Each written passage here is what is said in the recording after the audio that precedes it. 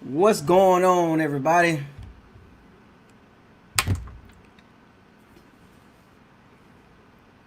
Yep.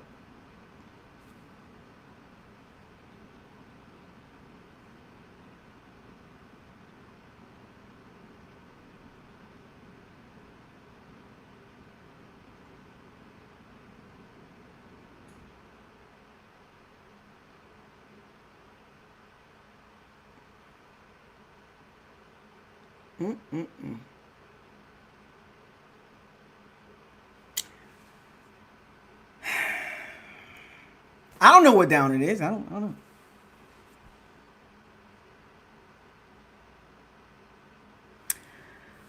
Welcome, everybody. This is Bucko's Locker. Subscribe, like, comment, share all the new videos. Folks,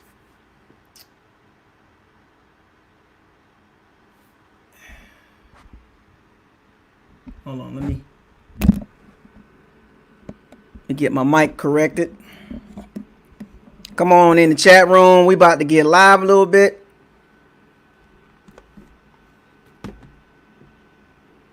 We about to get live. Let everybody come in the chat room for a little bit. What's going on, Zach? Peter, John McKay, Fable Johnson. We about to bring some people on today. I'm going to bring a few Bucks fans on today.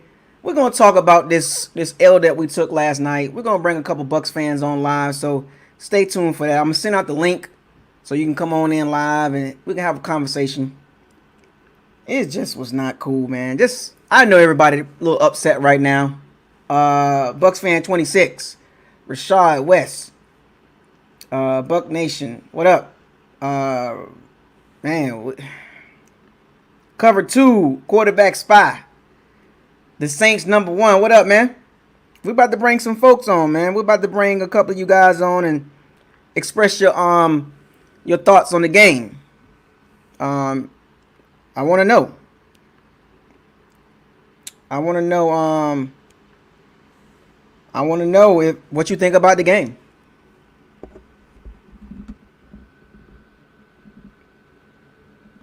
I want to know.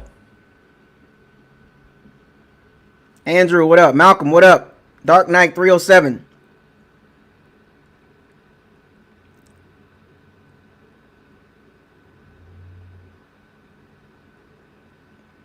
Yep, we're about to bring you guys on, so come on in. Shouts out to all the bandits. Shouts out to the Pirates. Shouts out to everybody in the Bucks community. I know you guys are upset a little bit. It happens. It happens. But we're about to talk about this. We are about to talk. Talk to this. Come on in. Perry Mathis, what up? West Hood. Trey. Holiday. Tommy, what up, man?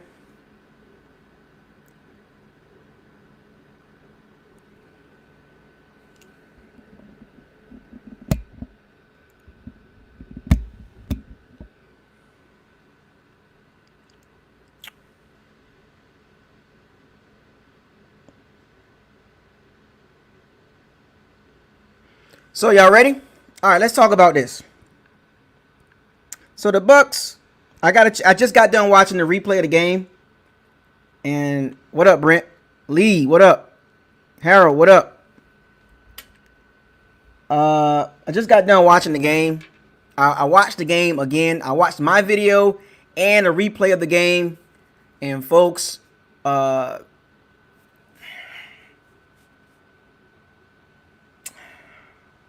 as much, I hate to say this, we didn't look good overall, period.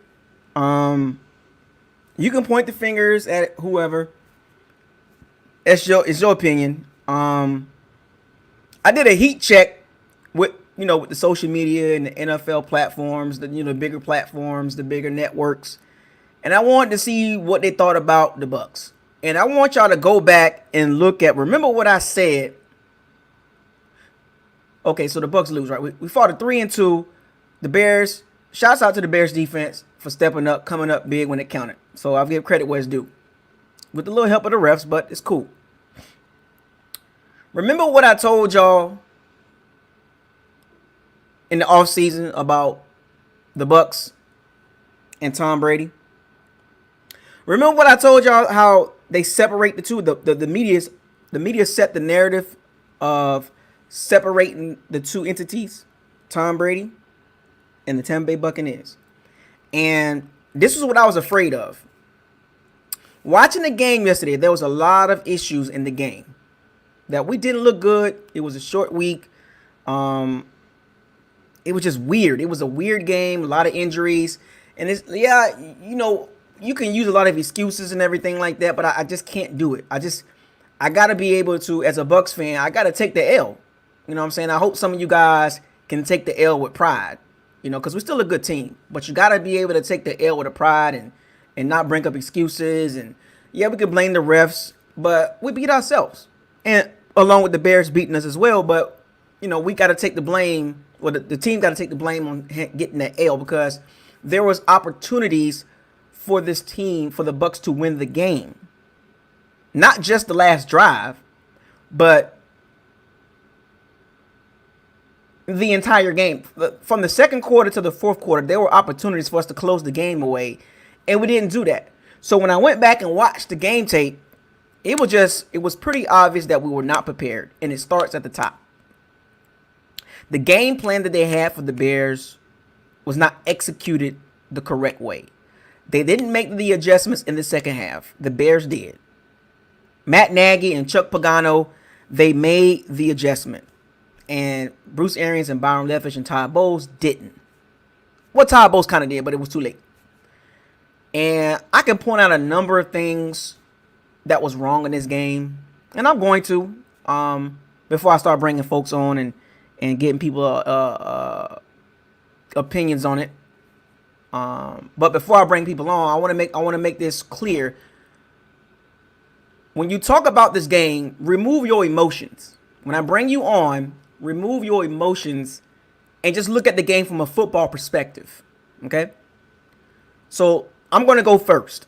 So first quarter, we come out, we look sharp as usual. We jump on the Bears really quick. And where things started kind of going downhill was towards the end of the second quarter. The Bears got life. And the Bears outscored us 20-6 from the second quarter to the fourth quarter. So technically, if you look at it from it's 4 quarters, but if you look at it from quarter number 2 to the fourth quarter, the Bears beat us 20-6. I don't know what happened towards it, the end of the first half. That was the turning point of the game. If you kind of had to look at it from a retrospect, like the turning point of the game was when that false start that they didn't call. The refs didn't call that false start on 74, and it gave the Bears some life. And after that, it was downhill. And then if you look at the end of the first half, the Kyle Fuller, nice hit by Kyle Fuller, good top 10, top 15 cornerback on the Keyshawn Vaughn. Hope he's okay. Caused the fumble after the review. I thought he was juggling the ball a little bit. But that gave the Bears momentum. And, they scored off of that. And then it just was key moments in the game that helped the Bears turn it around. And it was self-inflicted wounds. The Bears had mistakes too, but they banked on us. They banked on the Bucks making the mistakes, and that's what happened. And we went away from something that was working. We tried to challenge the Bears' pass defense. Now, Brady had 25 completions. 25. You would think, that's good enough. But if you look at the game closely and look at those 25, he was 25 for 41 for 253 and 1 touchdown. And even that's not bad. That's not bad. That's not horrible. That's not great. That's okay. But if you look at the throws, the plays that was called for Brady was very interesting. We was challenging the Bears on the sidelines, deep balls. There was a couple throws that was good throws by Brady. But then there was also a couple throws that I wish he would have got back, like the throw to Tanner Hudson, the touchdown. It was a touchdown. It was a touchdown. It was a touchdown to Tanner Hudson, and Brady missed him. It was a errant throw. The one in the end zone. It was a deep, kind of a deep post or a seam route, whatever it was, and he missed him. I don't know if it was pressure or anything like that. But that was a missed throw. And there was a couple other throws that I was like, damn, I wish he could have those back. And I'm pretty sure he wish he had those back. But I didn't like the play calling from the second quarter. The pass plays, I didn't like them.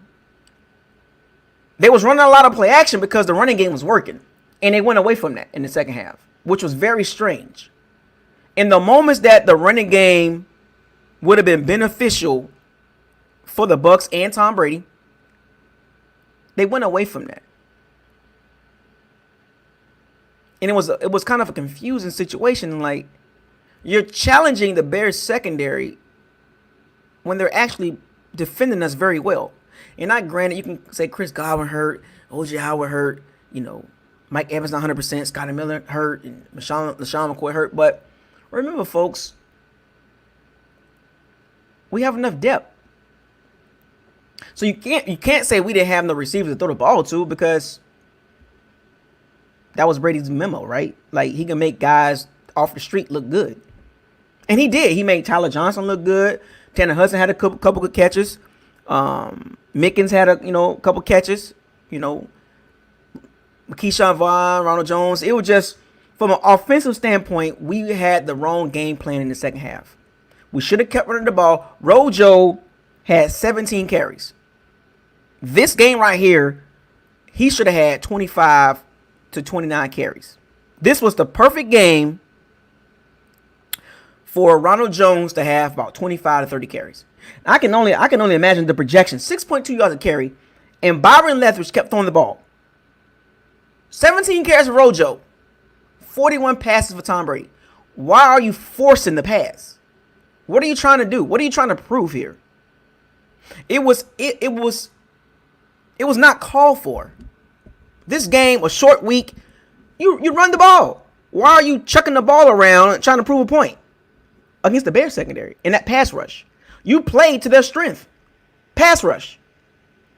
So when you look at it, it was an ugly game. Defensively, I thought we played well, and for the most part. And there were certain areas that we didn't play well, or the Bucs didn't play well defensively. The secondary had a couple lapses here and there on those little dump off routes to the swing routes and all that, the wheel routes. I get it. But overall, the defense wasn't super bad, because actually the Bears had 243 yards total offense. If you were looking at the stats without looking at the score and the team names, you would say, the Bucs won. The team with 339 yards total offense obviously won the game without removing the names of the teams. The Bears had 243 yards total offense. Let that sink in, folks. We outgamed them damn near by 100 yards. 94 yards. 93 yards, I'm sorry. 93 yards, we outgained them. Threw for more yards. Had more rushing yards almost times 3. We beat more for top or 5. Well, I mean, it was just, we actually outplayed them. We both had turnovers, so you can't. So it was 1-1. The turnovers equaled itself out. And you would think, how did we lose this game? Well, sometimes when you have games like this, coach it. And when I did a heat check with the talking heads, the NFL analysts, the NFL talking heads, mixed reviews about the Bucs right now. Mixed reviews about Bruce Arians' decision not to go for it. They went for it on 4th and 1 on their side of the field at the 19-yard line, at the 20-yard line. The quarterback sneak Tom Brady. First down. And, got a super chat. So we got a super chat already.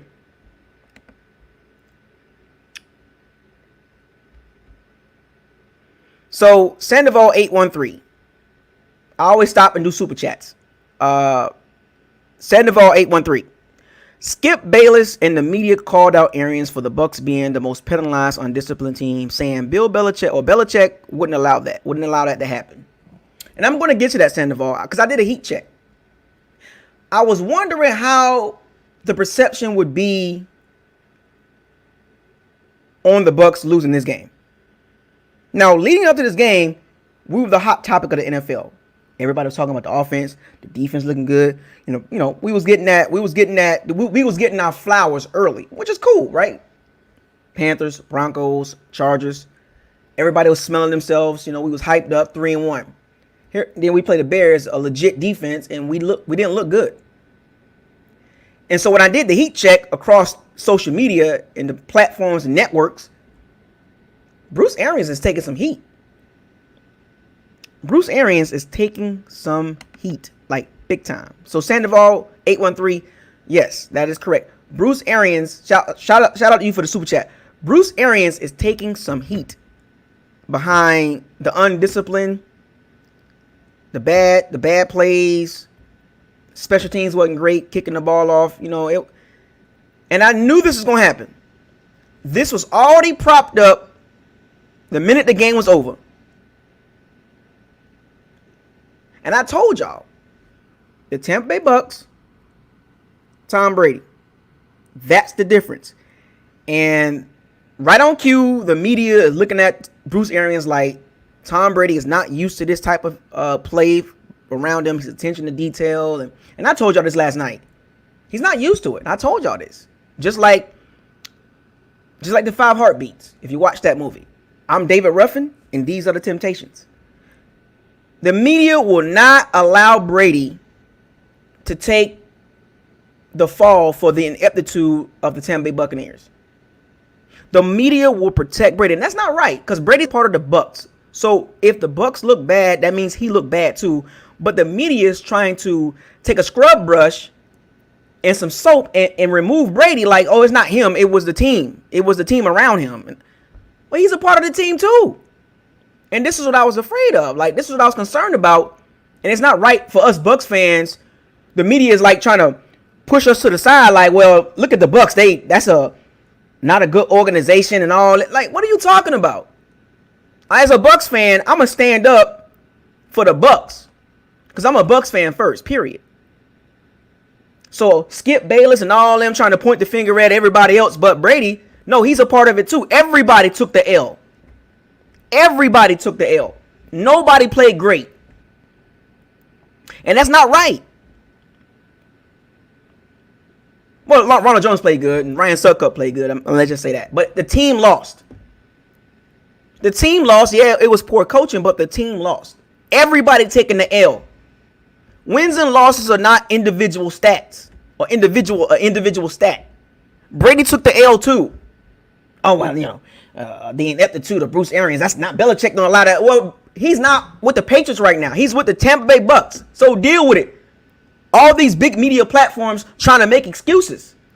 Well, that's Bill Belichick wouldn't do that. I don't care.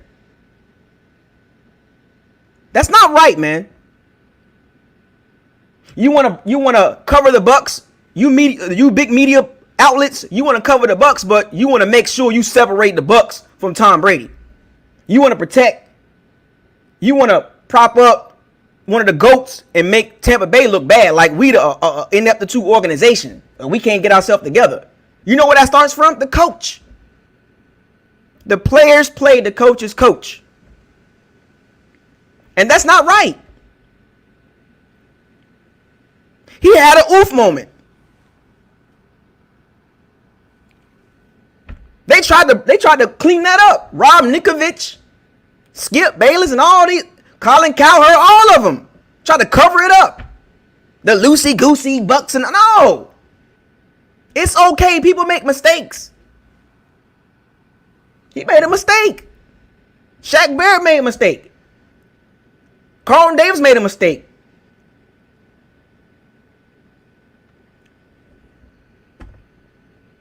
Number 76 made plenty of mistakes. Tristan Wirfs made a mistake. It happens. We're human. They're human. They're football players. They're human.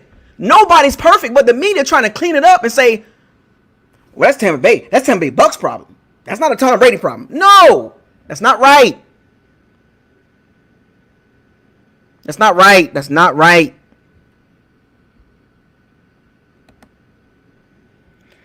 Another super chat. Zach Jarvis says they need to bench 76 now. Hey, it can't be worse. Yes. I either bench number 76 or move him to the right tackle. Make the move right now. You're right, Zach. They got to do something with 76. I'm going to leave it like that. We'll get to it. We'll bring everybody on. But the problems that the media is complaining about, the Bucs fans already knew. The true Bucs fans already knew the problems. O-line, penalties, special teams. Special teams been playing really good. They gave up some big returns from Cordell Patterson, but we already knew this. But now, the only reason why it's a hot topic is because Tom Brady's here. That's the only reason why the media is the Bucs O-line didn't block well. Too many penalties. It's been like that. Y'all didn't care about the Bucs. Y'all can care less about the Bucs for years. It's been like that. I'm not surprised. We having that many problems on the team. Yeah, you're gonna take an L. When you running the ball really good and you're trying to play no risk it, no biscuit, throw the ball around 41 times, you're going to lose games like that against a team that got strength on defense. Forcing the ball down the field or forcing the ball 41 times against a good secondary and a good pass rush, that's what happens. Like I said, Brady didn't play really, really bad. He played okay. He had some throws that he could have made corrected. Like, it was some bad throws. It was some oof throws, but he didn't play really bad. But don't try to separate him like he's not part of the problem. He's not. No. We lose as a team, as a fan base. We lose as a team and a fan base. There is no separating one player because of the coach or left tackle or what. No. Everybody loses. Because when things go great, you prop one guy up. But then when the team loses, it's like, oh, nah, that's not Brady's stink. Y'all better stop that, media. Y'all need to stop that and cover the team correctly. That's bull crap. I'm sitting there watching all these talking heads. Like, really? It was like they didn't even want to include Brady. Rob Ninkovich. Oh, well, I mean, yeah. Like, no, that's not right, man. I get it. The past accolades is cool, but when you with the Bucs, you with the Bucs. And the media needs to treat everybody equal. As far as when a team loses, everybody loses. The fan base lose too. I'm taking it with pride because we got an L. It is what it is. But it doesn't cover up Bruce Arians' flaws. I mean, they were right about him. I mean, he talk a lot. He loosey goosey. He throws people out there. That's Bruce Arians. He's outspoken. A lot of penalties, undisciplined, lack of attention to detail. It showed last night, folks. They was right about that. But to separate one person from everybody else is not right.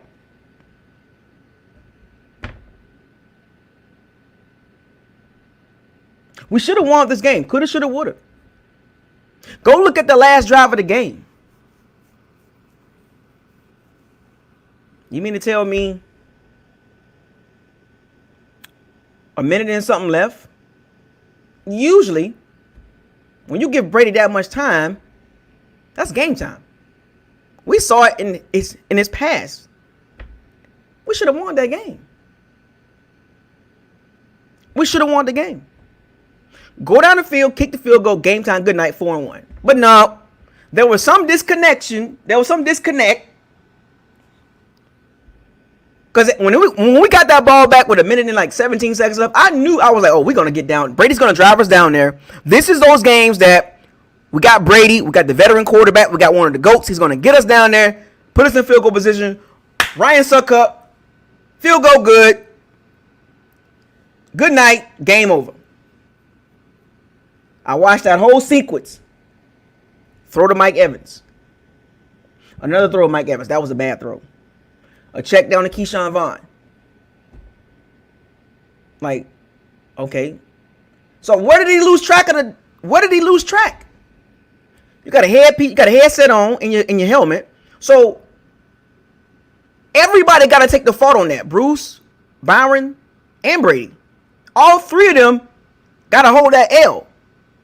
For that sequence of plays, that 4 plays, you mean to tell me all that experience, Bruce, Byron, and Brady didn't know what down it was? And then they asked Bruce, did he know what down it was? And Bruce was trying, I guess he's trying to cover for Brady.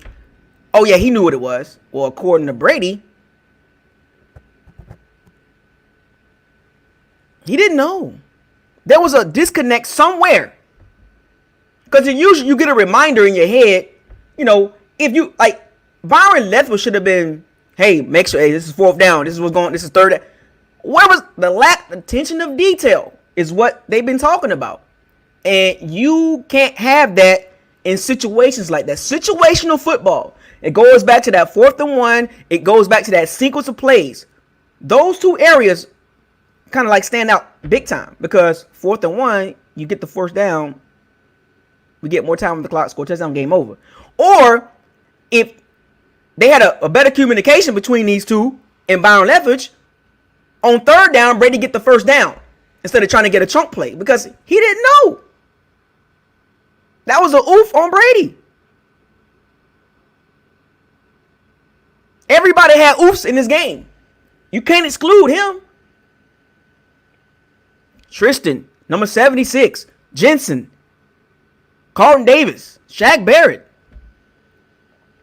Everybody had oofs. It happens. We should have won the game.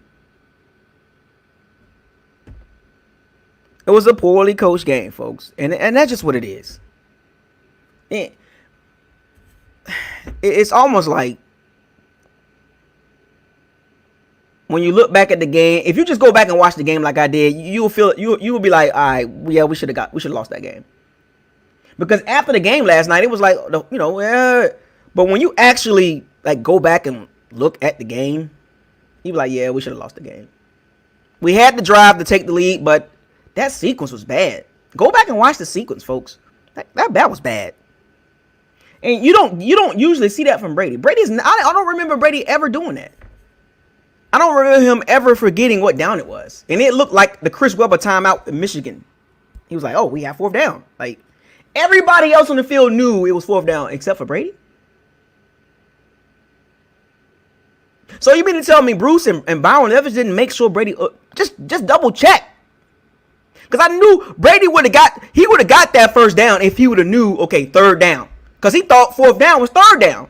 So if he would have knew 3rd down was the correct down, he would have got the 1st down. Brady's too good of a quarterback. He would have got that ball to the 1st down yards. He took a big chunk play, and it was like, what?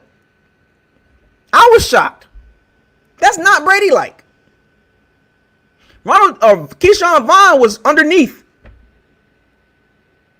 for the 1st down, and Brady missed him.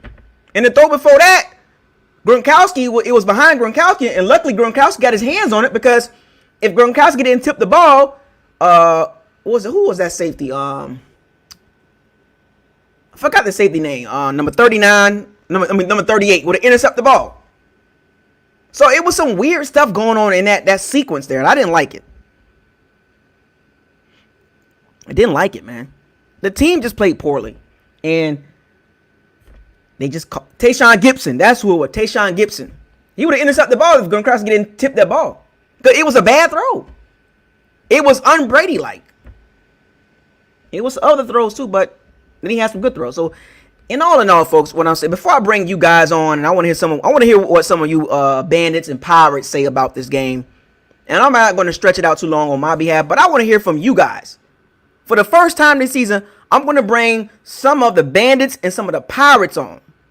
So I'm going to take this link and I'm going to put it in the chat room. And when you get the link, you can call in. I want to hear what you got. I want to hear what you think about. Give me about a minute or two or whatever. You know, I'm not going to let you go too long, but just give me what you think about the game. Because I've talked enough last night and today. I'm at 30 minutes and I'm done talking. I want to hear from you guys. And I'm not going to really say too much. I'll reply and give my feedback a little bit, but I want to hear from you guys. Let me get this link in here.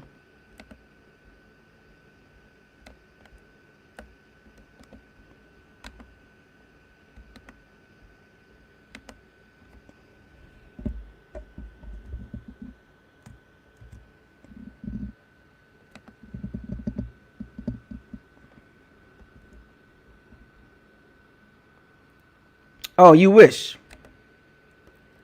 Facts. No excuses. It was everybody's fault. We had many chances to score a TD, but penalties, bad throws, bad blocking, bad defense plays at the end. That's correct, you wish. Shouts out to you in the super chat.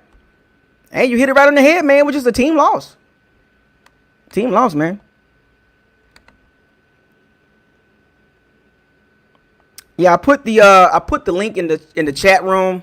If you want to come on, you don't have to show your face on the camera. You can leave your camera off. If you want to show your face, that's up to you. But the link to come on,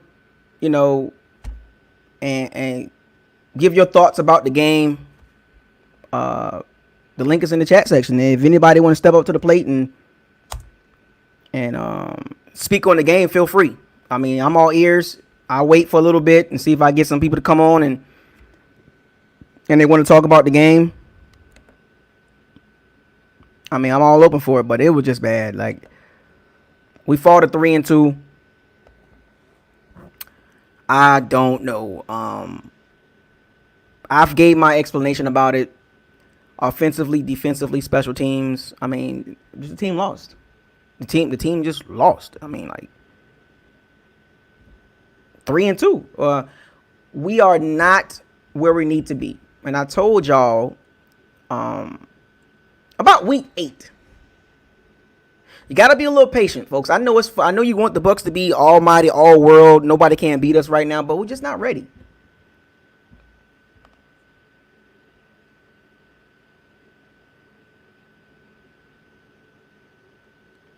I mean, it was just a bad game overall. It was a sloppy game. Sloppy game from both teams. It was just sloppy. Thursday night, man. Thursday night games is rough, man. Everybody played a part. I spoken on it last night. I told y'all with little bit of help from the refs. Poor O-line play. That was the big difference for real. That was like, if you had to look at the major issues, the O-line play was just atrocious. It was just bad. The first half the O-line played pretty decent. But the second half, I don't know what happened. I mean, Tristan Wirfs got his welcome to the NFL moment. Got ragtagged by the Mac attack. He got ragtagged, got tossed like a bag of potatoes. Tristan had problems with Khalil Mack, number 76. Definitely couldn't handle on Khalil Mack. Pressure up the middle. I mean, the Bears like 8 deep on their D-line. And this is what I told y'all. To beat the Bucs, you better have a D-line and a decent secondary. You don't got to have an all-world secondary, but you better have a D-line, and they got to be healthy. You need a healthy D-line to beat the Bucs. A healthy, good D-line and a decent secondary. Now, if you got a really good secondary, that's even better. But the only way you beating the Bucs, the only way you stopping us is if we stop ourselves, or you got a good D-line that can get after the passer, that can get after Brady.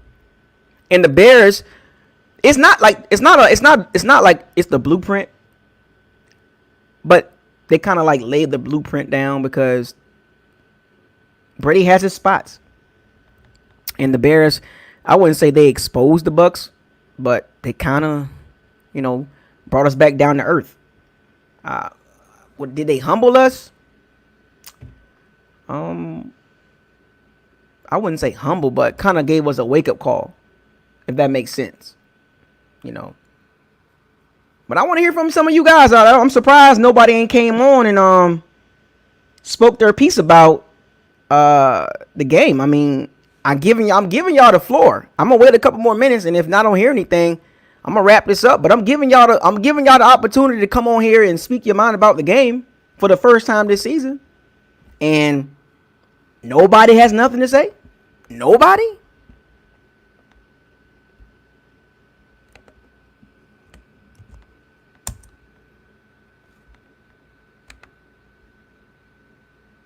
I just posted the link again, folks. So everybody's scared now to come on the Buckles Locker and speak your mind about the game that we saw last night. But you can be in the chat room speaking. I'm giving you opportunity, folks. Don't be scared. I don't bite. I'm just gonna listen. I'm not even gonna say nothing. Matter of fact, I help you out. If you intimidated, Even if you don't like Buckles Locker, just come on here. Come on. I invite anyone, no matter what team you own, no matter if you like me or not, come on here and speak your mind about the game. I want to hear from you guys. I usually don't do this. We are almost at 40 minutes into the video. And I've been waiting for 5 minutes. Oh, we got somebody. First one. Who is this? Zach, what up, man? What up? This is one of our bandits here, man. So Zach, Yo, I'm gonna let you have the floor. Man. All right, this is what I said this damn game, man. Because this shit was making me so mad, especially number 76. He don't deserve to have his name spoke. That's how bad he is. But what I saw is a very undisciplined football team. I don't know what they were doing. They seemed like they didn't really had a set game plan. They kept passing, and they're obviously working on the run. And they kept going back to the pass for them, even like you have to.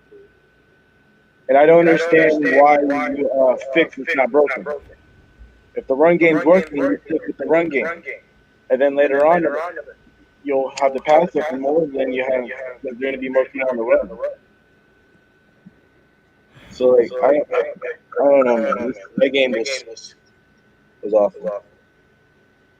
I never saw such play. I don't know if you got an echo, Zach. I don't know if you are you on your headphones or something like that, or you going Bluetooth or something or speakerphone? I'm on a laptop. You on your laptop? Yeah. You got headphones? I have iPhone headphones, so I don't work on the computer. Yeah, because people saying in the chat room they're hearing echoes. All right. Shit. Let me try this. Does that work? Yeah, can you go ahead and talk now? All right. What was that? Man, I don't even know where to start. There's so many things to talk about. Yeah, I don't understand why Carter Santos can make all these field goals, but not in Tampa. Yeah, Carroll's had a game last night, man. He made all his field goals. Yeah, but he was in Tampa. He'll be missing them all right left. Yeah, came back to bite us in the butt. Former Tampa player, man. I hope it don't happen again. You know what I'm saying? That was bullcrap. But I don't know. I don't know what happened on Brady. Jerry in the press conference said they knew what down it was, but I don't know if he was just lying to the press or not. He said he knew what down it was, but I think he's covering for Brady. I think he's trying to look out for Brady. I mean, he's trying to cover for him because Brady had a oof, Yeah. What did you think about that pass interference with Carlton Davis? I wouldn't say it was a pass interference, but you can say illegal contact. But I don't think it was a pass interference. You know what I'm saying? Because illegal contact. Down the field, you put your hands on the receiver. Because if you look at the play, he did, kind of like put his hands on Allen Robinson, and even though the ball wasn't catchable, but these rules are made to kind of like for the offense. So it was either going to be a pass interference or illegal contact. Hold up. Yeah, that Ryan Johnson penalty too. Yeah, that was weird, man. That we were like in field goal range, just about to be if you had like 500 yards, and then Ryan Jensen did a bonehead play. Like we can't do that, especially that close to the game. So what they're saying is, so the chat room saying, turn down your volume and tell him to move his microphone from the speakers, and or tell the guy to stop trying to listen to himself. The echo is killing me. So I don't know if you're listening to the live at the same time, talking at the same time. I have it on my phone. Oh, you on his phone? Okay. Okay, so all right, so Zach, I'm gonna let you take care of that, and I'm gonna get you can stay in the waiting room for a little bit until you get that tightened up. I got some other folks that want to come on, but I'll keep you on for a second. All right, bro. So we got another guy on here, Rashard West. You were next. I'm gonna bring you on. All right, Rashad. I saw you come in earlier. So what you think, man? I'm listening.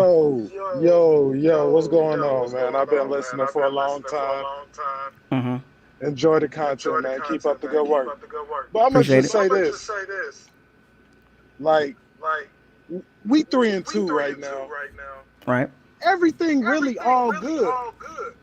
We lost the game. We should have won by 1 point.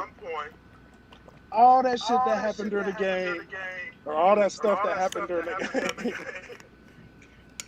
You know what I'm saying? It happens. It's football. Right. We should have stayed running.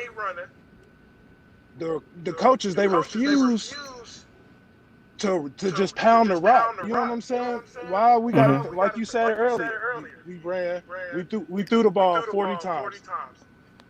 Like, why? I did not expect that going into the Bears game. I posted on one of the threads on one of the fan channels. I got an echo, so it's like messing me up. But I posted like, strap your boots up, get ready for a hard nosed game. Like, we're gonna win this with a running game and defense. I didn't feel like the Bears offense was good enough to, you know what I'm saying, to put up 20 points, which was exactly what they put up. All we had to do was score more than 20 points, and I figured we would. But, you know what I'm saying, we got to throw the ball, and you got Khalil Mack on the other side playing against a rookie and Donovan Smith. Like, what are you doing, coach? Like, I'm just a fan. I'm not in the NFL. I can see that. You know what I'm saying? You want to pound the rock early on the defense like that. You know what I'm saying? Get that D-line tired. Run some screens. We ran a screen to Gronk that gained like 20, 25 yards. Like, where was the screen game? You know what I'm saying? Like, what's going on? I don't know. There's really not too much else to say on it. You know what I'm saying? It's one loss, long season. We got the Packers coming up next. Hopefully Godwin, you know what I'm saying, come back, and we're gonna be straight.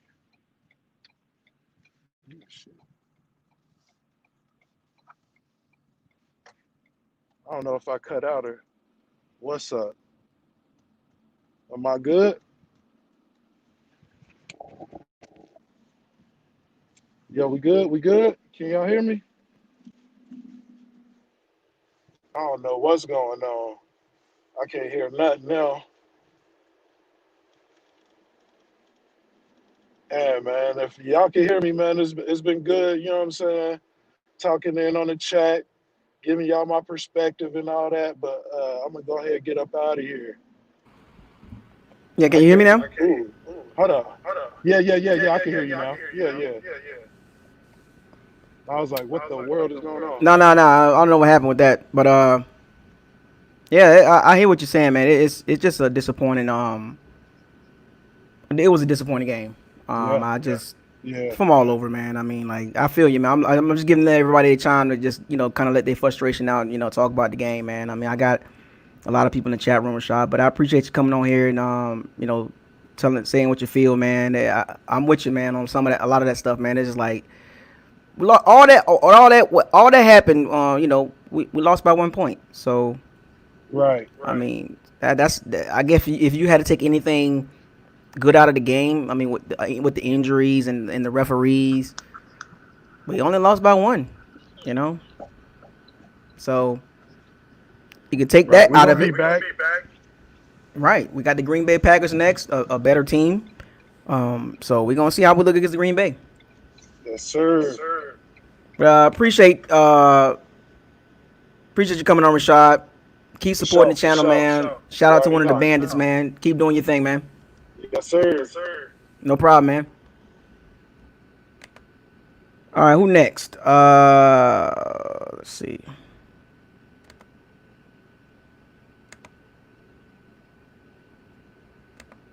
Andrew, What's up? what's going on, man? Good. Salute to I've been you, man. watching you since like 2016 when they went 9-7. Yeah, I've been around for a little minute. I've been representing the Bucks, man. Yeah. So my biggest problem with this game is when people are referring to the refs. I feel like better teams overcome refing. Like you can't blame the bad refs for the game. Right. And then my other big problem is in the second half, it was like 4th and 1, and we were like 20 yards or 30 yards from like a touchdown, and they just kick a field goal. I think they should have just done like QB sneak or something. But yeah. That moment when the third down pass to Gronkowski, that was like a 1 yard, about 13-yard pass, 14-yard pass, and was like it was a little bit more than a 1 yard. It was a long 1 yard. I think that was because I just got done watching the game before I did this live stream. It was a long 1 yard, and I think they was like, you know what, let's get the sure points. I know the analytics say get the points, but I mean, you say no risk it, no biscuit. Yeah, I mean that's the motto. I don't like the conservative playing, but yeah. They went for it, Yeah, the early one I liked that a lot. Right, so it was like you Maybe didn't go for it this time, right? Yeah. It's no risk it, no biscuit, and it kind of like they kind of folded a little bit on that. So.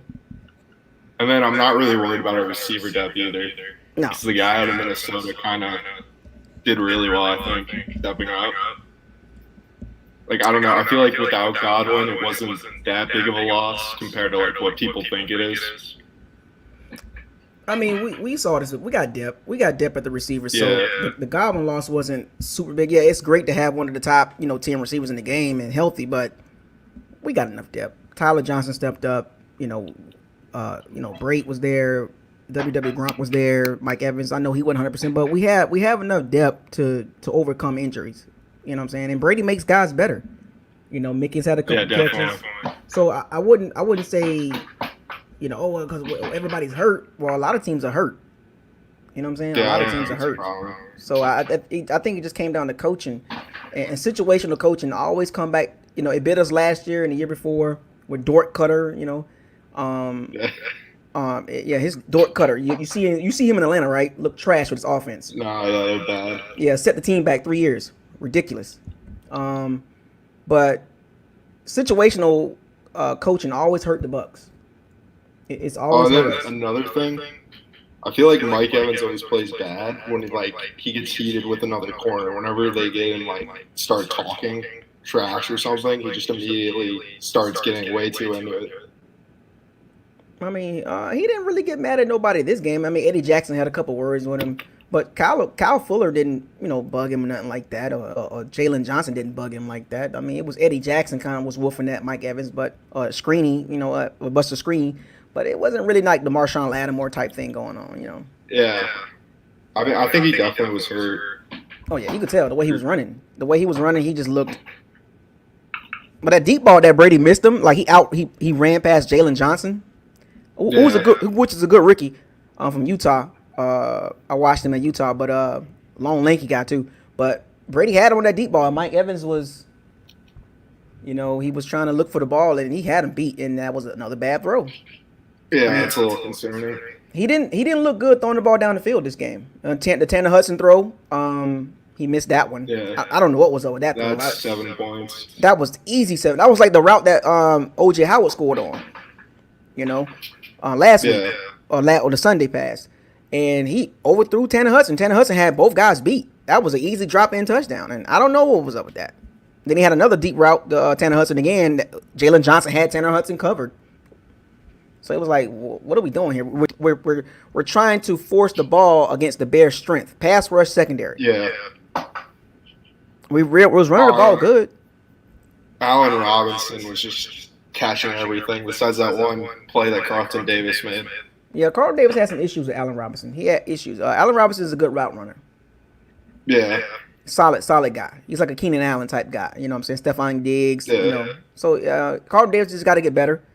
He was doing his best, but that was a go-to guy and couldn't figure it out. Yeah, I think overall he's been playing really well though. Yeah, he's been playing overall pretty good. I mean, sometimes it happens. He got 3 picks this year, so yeah, he's doing good. Anything's better than Brandon Hargraves. Oh, thank God. The only thing that I go Carlton, to Florida. I don't like him.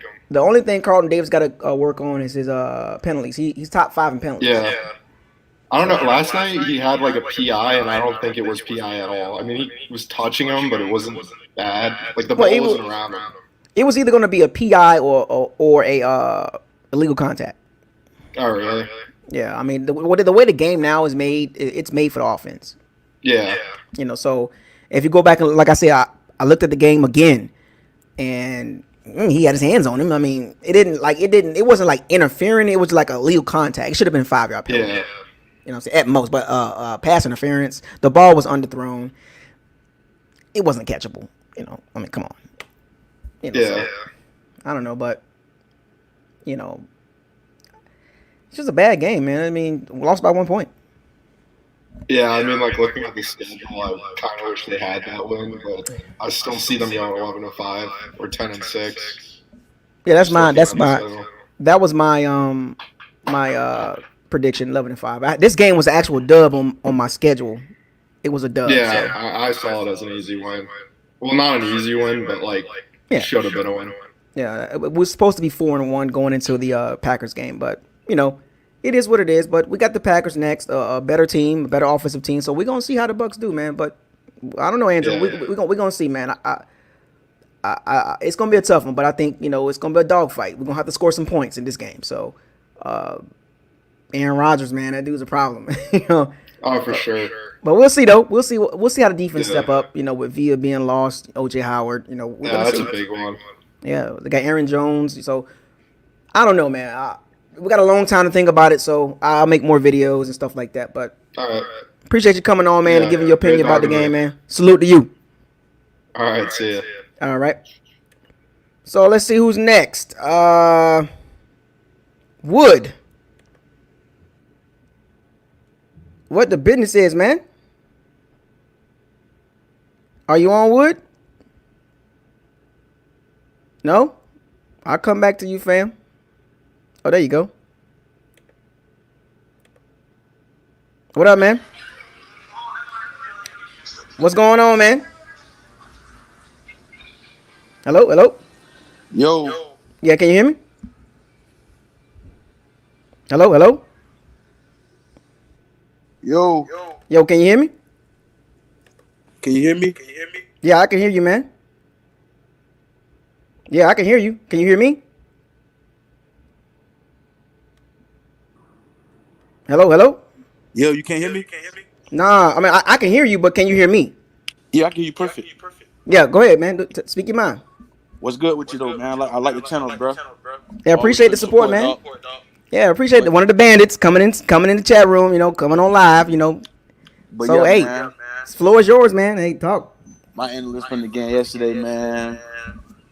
Even though we lost the game, bro, we had a bigger loss with losing video, bro. You was preaching that we have to miss the injury bug and take advantage while we got a chance since everybody's getting hurt.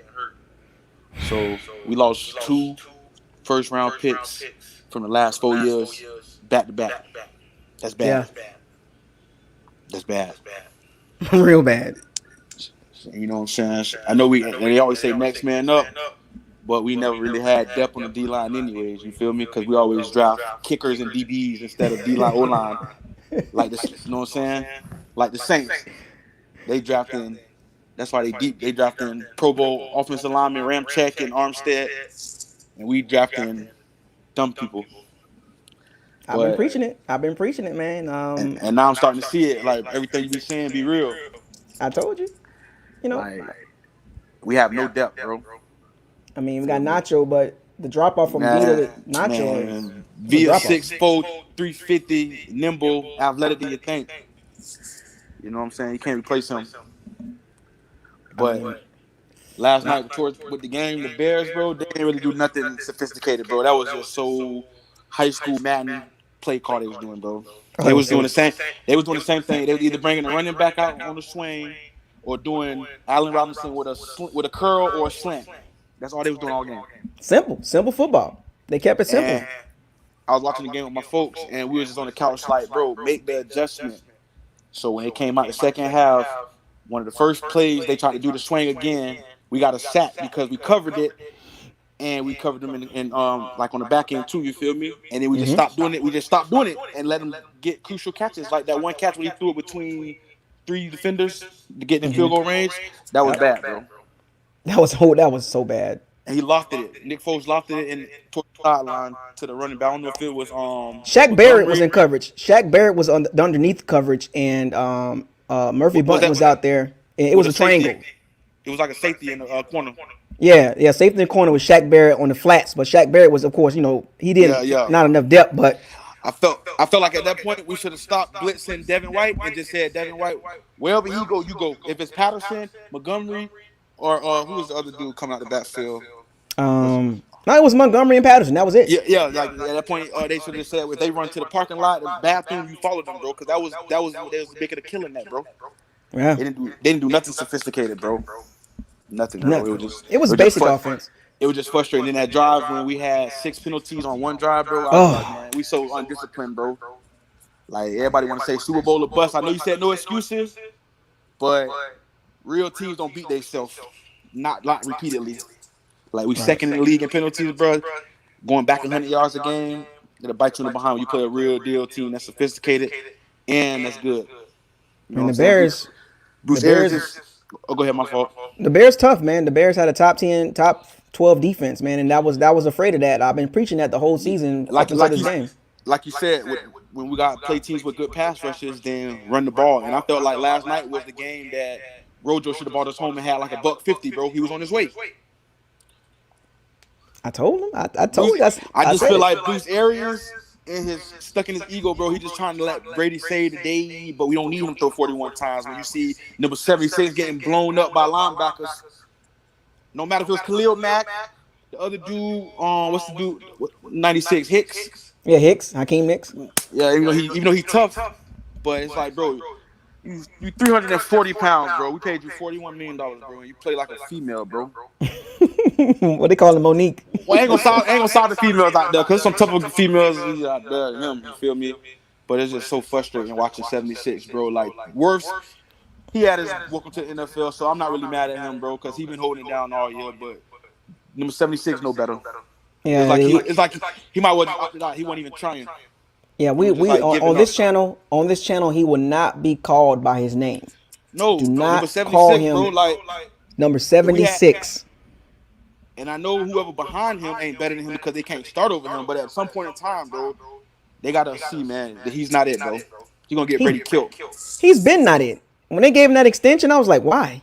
Yeah, but the thing about it, I ain't trying to talk about old stuff, but like in the media last year, when Jameis was doing, making mistakes, it was all Jameis. Mm-hmm. After game 1 against the Saints, that's the first time I ever heard the media talk about number 76 because they weren't gonna let him do Brady in, bro. They was gonna protect him. But when it was Jameis, it was all his fault, and now everybody started to see that. Yeah, Jameis is accident prone and all that. I understand that, bro. But the man had to fight for his life, his damn self. I mean, when you get a guy like that on the team, Tom Brady, man, everything gets highlighted even more. The media really focuses on things. So, and it's like he ain't used to this, like discipline. He was snapping on the sideline. I seen you last night on your live. He was over there. Yeah, you laughed like doing that. I knew it was happening. I knew he was gonna have his moment. I knew Brady was gonna have his moment with that damn O-line. I knew it. Yep. I mean that headbutt by Jensen, that wasn't really too much, but at the same time, the way they called the game, you can't get him a chance to do nothing because they was already kind of screwing us. Like we're gonna feel like they was doing a little getting over on us a little bit, but that shouldn't be a reason or an excuse, bro. Because like we got Super Bowl aspirations, and that's not cutting it, bro.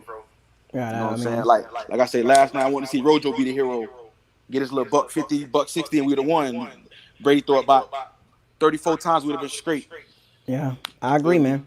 I definitely agree, man. I'm listening to everybody, man. I'm not gonna really say too much. I'm just listening, man. Like for sure, it's just, I said enough, man. I just want to hear you. I want to hear you guys kind of just give y'all perspective, man, and just kind of.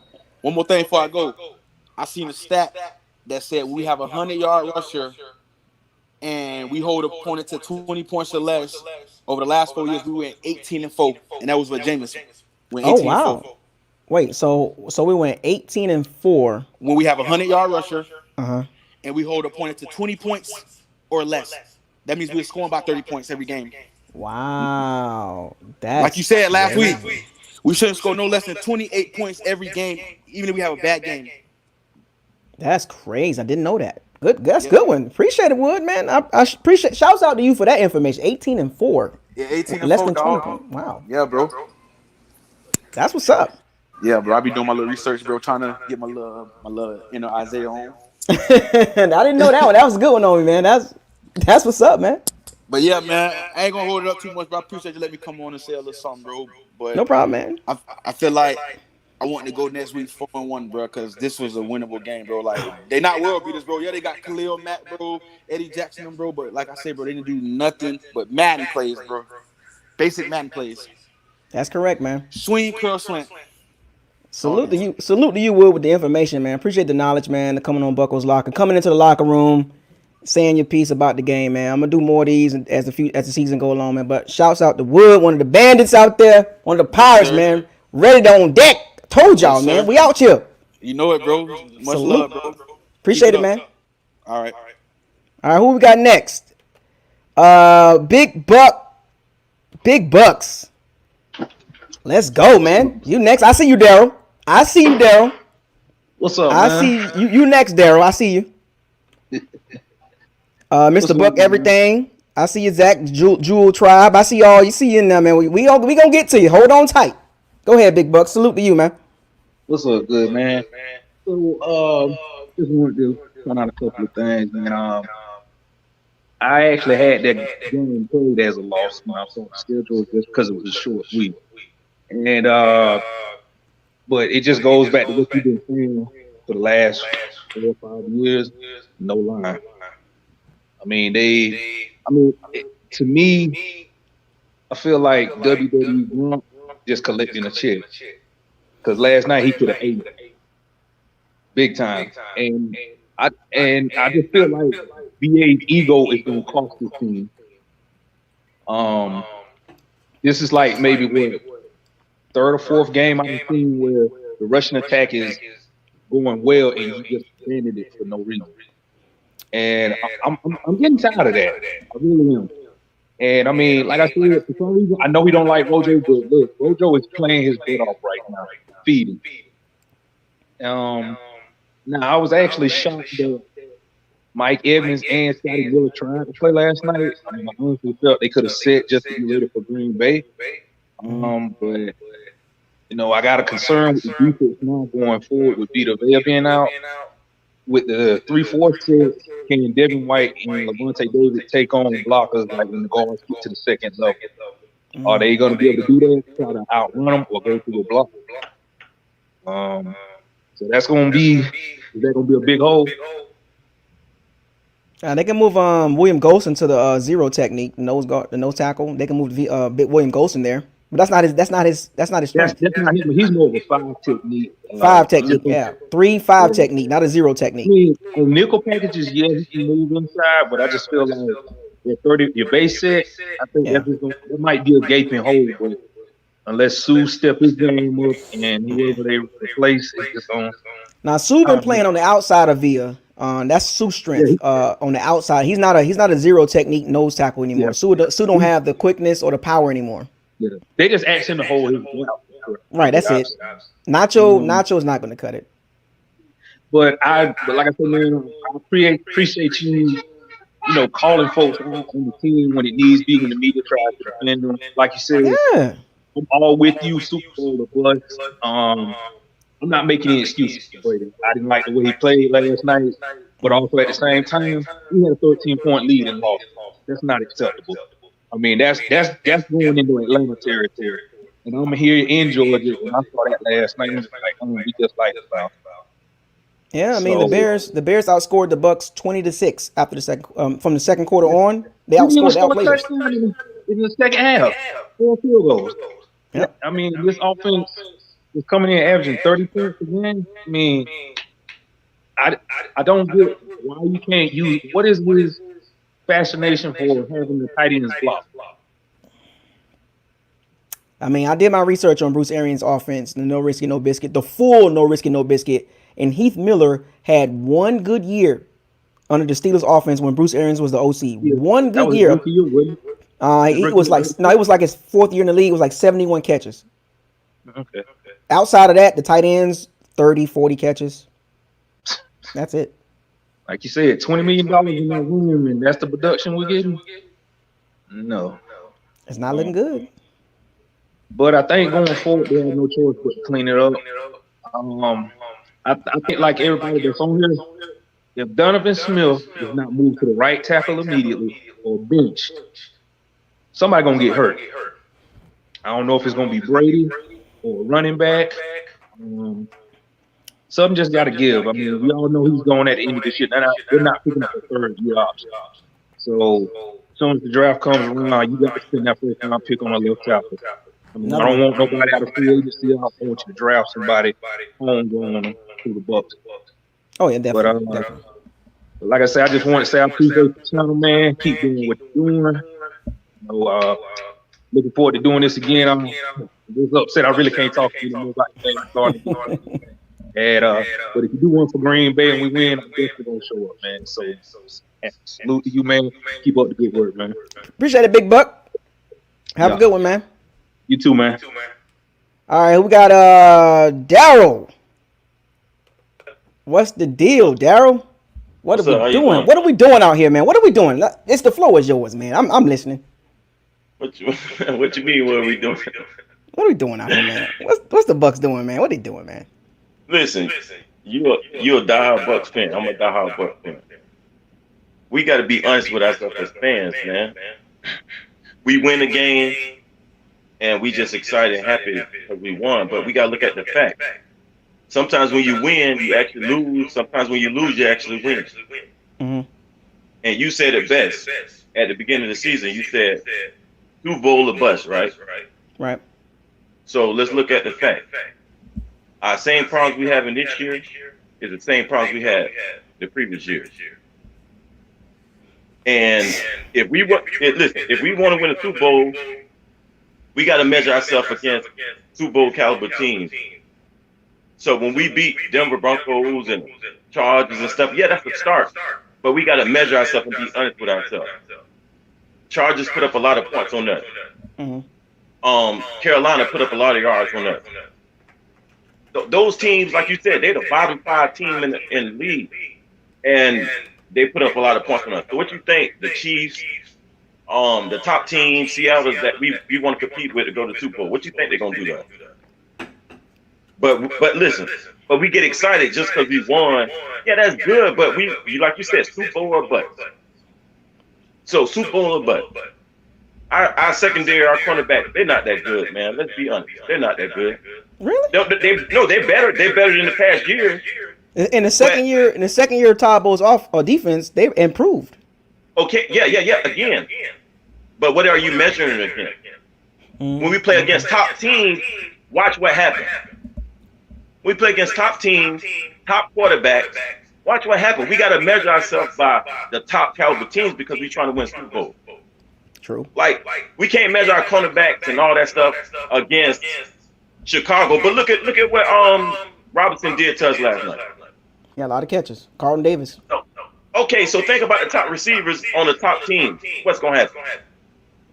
It's gonna be interesting. I'll tell you that much. And we can stop the run, but look at our pass rush. Our pass rush got there late. It's almost doesn't count. Almost doesn't count. But again, that's against a quarterback that's not as good. When you play against a better quarterback, Super Bowl caliber quarterback, those 6 points, man.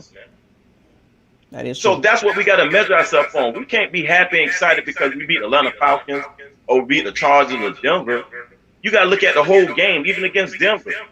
Those teams is moving the ball with no running game, rookie quarterback, full injuries. Everybody got injuries. Listen, last year, we won't hold the quarterback to the same caliber we held our quarterback from last year. Winston still put up 300, 400, 500 yards when we had depleted receivers last year in the last 2 or 3 games. Mm-hmm. And so think about all the excuses you made for Brady since the season. It's only been the 4th season. Oh, the receivers don't get no separation.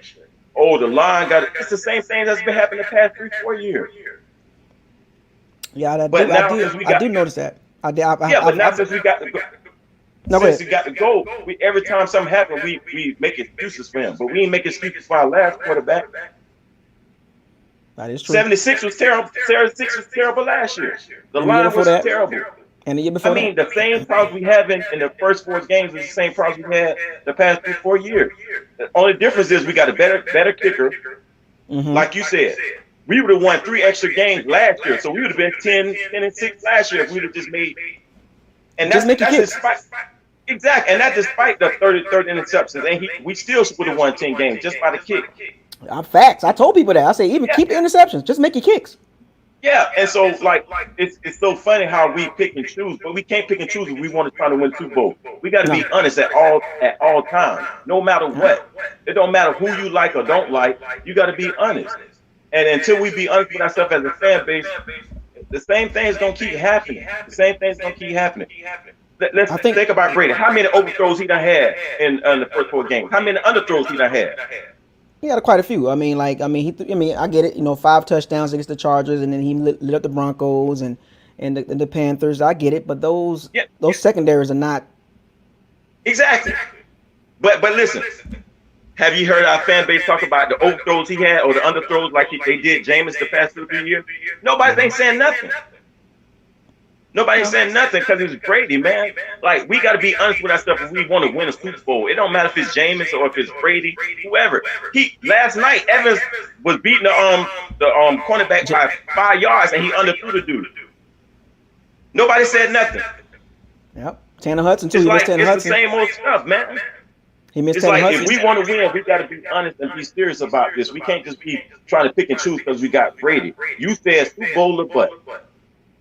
And if I want to be honest with you, Isaiah, let me be honest with you. Since you play football, and I can tell you love football, a lot of people won't agree with me.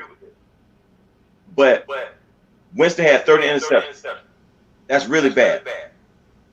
I hear you say like the offense is a lot more efficient with Brady here. You're right.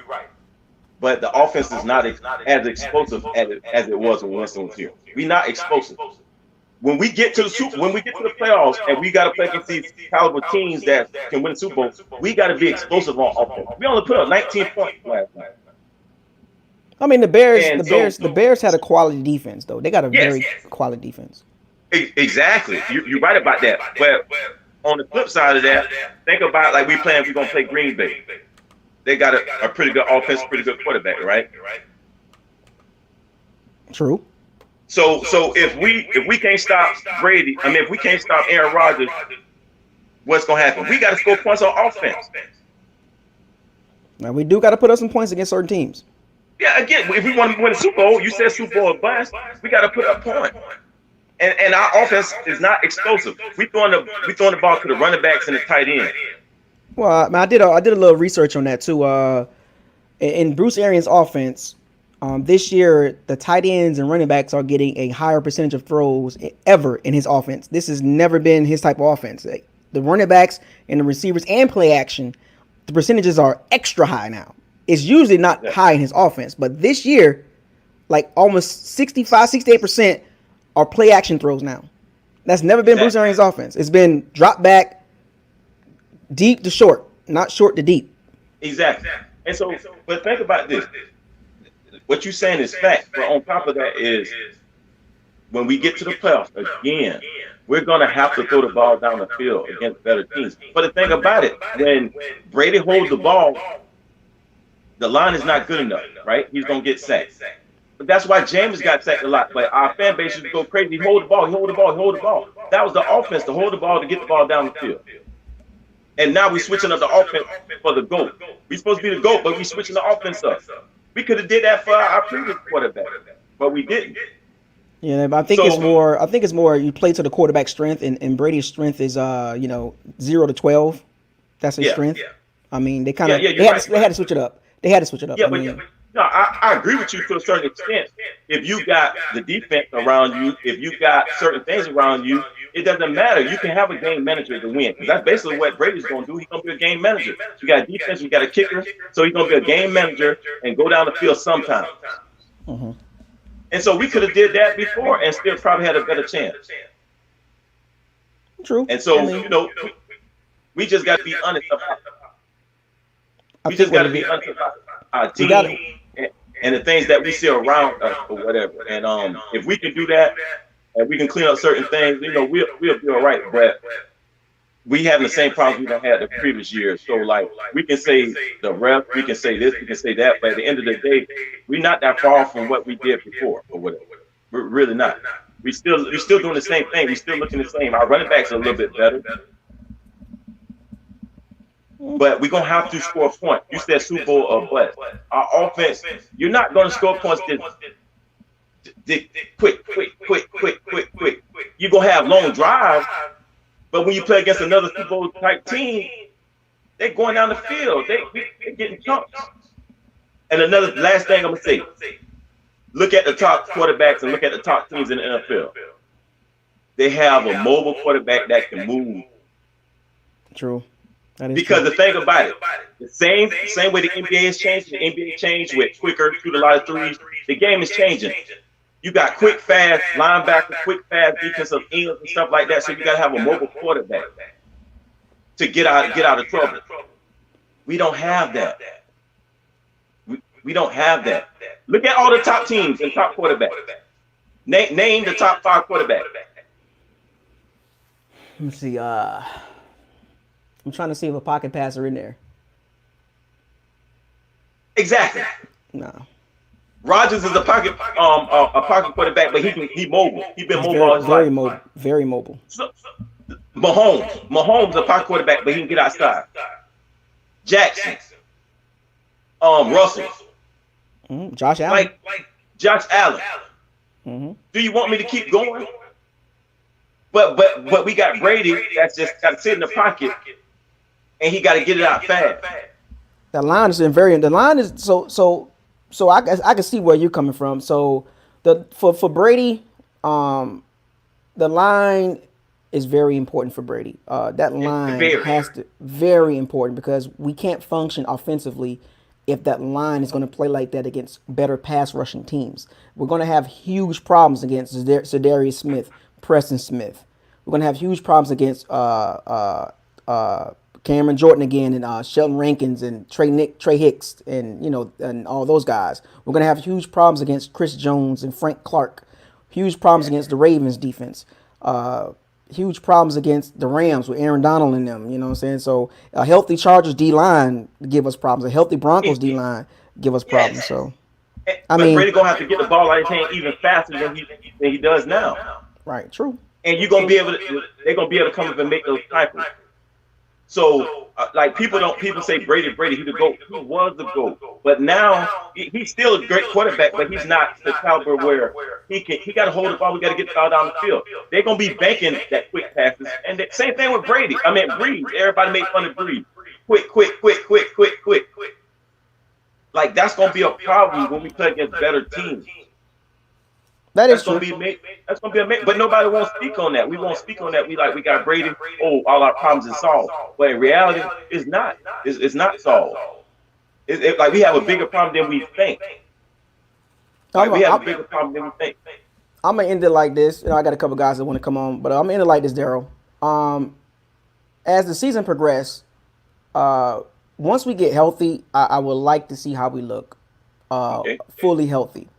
Right now, and just like a lot of teams in the NFL, they have a lot of injuries, and you got to overcome it. If the roster, according to NFL, PFF, and all these other websites, the Bucs roster was top 5, top 7 roster in the NFL, so we have depth. So I can't give excuses on that. If they rated us roster wise from player number 1 down to player 53, we should be able to overcome this. So I can't give excuses for the team. We loaded, I can't give it. So I appreciate you, Daryl, man. I know exactly where you're coming from. I just can't give out excuses. I call it how I see it. It's good. You got to continue to do that. Oh yeah, appreciate you, Daryl, coming on here, man, and giving you some great points, man. And people need to hear this, man. Go back and replay this video, man, and look at Daryl what he said. But he made some good points. Okay, salute buddy, to you, Daryl. Appreciate it. Yep. All right, Judah. What up, man? Hey, what's up, big They got a dog? Chicago Bears fan up in here. Yeah. Bears! Yes, go Bears! Yeah. We get to talk a little bit now. We get a little shouts out to the Hey, Bears. shout out to Got my the boy. victory. Shout out to my boy, the Boston, in the comment section. What's up, Chi-Town Bears? And appreciate you, Bucko 20 for letting me in, man. Appreciate Oh it, yeah. big dog. Appreciate I it. saw you. I saw you in there waiting. I was like, I see him in there. You know, I see him in there. I'm gonna bring him on, man. You know what's so crazy? What's so crazy? This is the first time I've had a different team channel come on Bucko's Locker. So this is the first. Hey, it's all good, man. I like the channel. I like to represent your Buccaneers. But you came against a formidable foe against the Chicago Bears. And it is what it is, man. You know, Brady, I knew he was going to get terrorized the whole game. At the beginning, he was all right. Yeah, but you know, Pagano settled down, Trevathan got him settled down, and you know what happens, man. This defense is ferocious, and that's exactly what happened, baby. We came after his ass, shook him up, and probably while he thought it was 5 downs in that last series. He threw the phone up like, oh, dude. Yeah. I mean, It is what it is. Hey, you should have kept giving it to your running back because he was doing damn good. But I don't know. You know, it was weird. I'm glad you stopped doing it, and I'm glad that Khalil Mack pinned his ears back. Oh, one other thing, that hit on Bond from Fuller. Woo! God, That was dang. That was textbook. That was textbook. Textbook hit. That was beautiful. And how about that catch from Jimmy Graham? You know, Jimmy Graham, man. I'm not a fan of him, man. I'm not a fan of Jimmy Graham. Fake tough guy. I was a fan last night. You know, I gotta give credit. I gotta give credit where it's due, man. The Bears defense, man, they made the adjustments, man. I mean, Pagano came in, you know, second half. And he was like, look, this is what the Bucs are doing. The linebackers drop a little bit further because Brady's coming underneath with the ball. So we're going to take that the way Eddie Jackson and Tyshawn Gibson stayed deep because Brady was doing before this game, Brady was doing verticals on the sidelines. And they took that away. And Brady didn't know really what to do once those verticals was not hitting. It was like underneath balls. And the Bears basically shrunk the Bucs offense offensively, passing wise. Absolutely. And it was every time he threw the ball, the Bears secondary was on the receiver. They was on him. Hey, Anthony Brown. What do you mean the Bears? We just whipped y'all, didn't we? So quiet your mouth. Quiet your mouth. Show some respect to the charter franchise of the NFL. Without the Bears, there is no Bucs. Okay? What you need to focus on is the Green Bay Packers. Okay? Focus on the Packers. Take the L. Take the L right here. You know, take that L. Focus. You know, you want to know the reason why Brady was so upset on the sidelines? Because y'all not disciplined. He's not used to that. You guys are so undisciplined, and it worked. It worked to our advantage. And I appreciate you guys being so undisciplined. I love it. Absolutely. Oh, also, you better be lucky. Jason Pierre, and you said it in your live stream. Cordell Patterson was wide open on that corner pattern. I saw it. You better be lucky, man. Cordell Patterson's a monster, man. I think as our offense progresses, we're going to start getting Montgomery and Patterson integrated into the offense more because Cohen's out. You guys just lost to a good team last night. Don't feel bad. Hold up now. You get a little bit too beside yourself now. Offensively, you're not there yet. Offensively, not there. And that's the thing. We haven't peaked. You guys may have peaked, but we haven't peaked. Okay. How did we peak? So explain that. How did the Bucs peak already? How? Well, look, you're diminishing your offense. All your running backs getting hurt. Your receivers getting hurt. They're not going to progress anymore. You guys, I mean, Brady sees that you guys are undisciplined. Your coach keeps trying to do things that aren't equipped for Brady, you know? Let Brady do it. And Gronkowski is washed, man. Gronkowski is absolutely washed. He looks horrible. He looked like he was running with his legs backwards. It looked horrible. So hold on, I gotta stop you on that. As far as when you said the Bucs have peaked, I disagree. You know what I'm saying? So So when you say when the team is peaked, like it's 5 games into the season, right? Yeah. So with this offseason being kind of a little different and everything, like every team has been through this. So every team is struggling right now in certain areas. Like the defense is ahead of the offenses, right? Yeah. So when you look at the Bucks, we came into the season with some injuries, right? So when you see the when you say peak, it's hard to see a team complete when you haven't seen a complete team yet. So you can't really say we've peaked when if we had a healthy team when we lost against y'all, that's a different story. But if we missed a lot of players. Hey, Y'all was more healthy. Y'all was more healthy than us. damn right we were, and we're going to continue to be more healthy. Hey, Dada Saints, I'm Judah Tribe, man. Bucko's locker know who I am. I'm just like this. I always bash teams. I think my Bears are the best in the world every single year, so it is what it is. That's quarterback graveyard. but look, Vita Vea is gone. That's going to hurt you tremendously. Yeah. When he first came in, I mean, when our other offensive lineman came, he was destroying them. So that's going to be a big hurt to you guys. So, like I said, maybe you think you haven't peaked, but No, we haven't. I think teams are going to see what you guys are doing. I don't think Brady really believes in your offense. And look, you just came against a better team last time. We're just a better team. We're just gonna run roughshod through the NFC South. We already defeated the Phil Clowns. We've already defeated y'all. We're gonna Good luck with the Packers. Good luck with the Packers. We're gonna destroy the Packers, and we're gonna kill the Pootie Cats next week. And hey yo, Dada Saints fan, we got y'all in about what 3 weeks? So hold up. So wait a minute. So Mitchell Trubisky comes in, and you wasn't believing in him, and so now you got Nick Foles.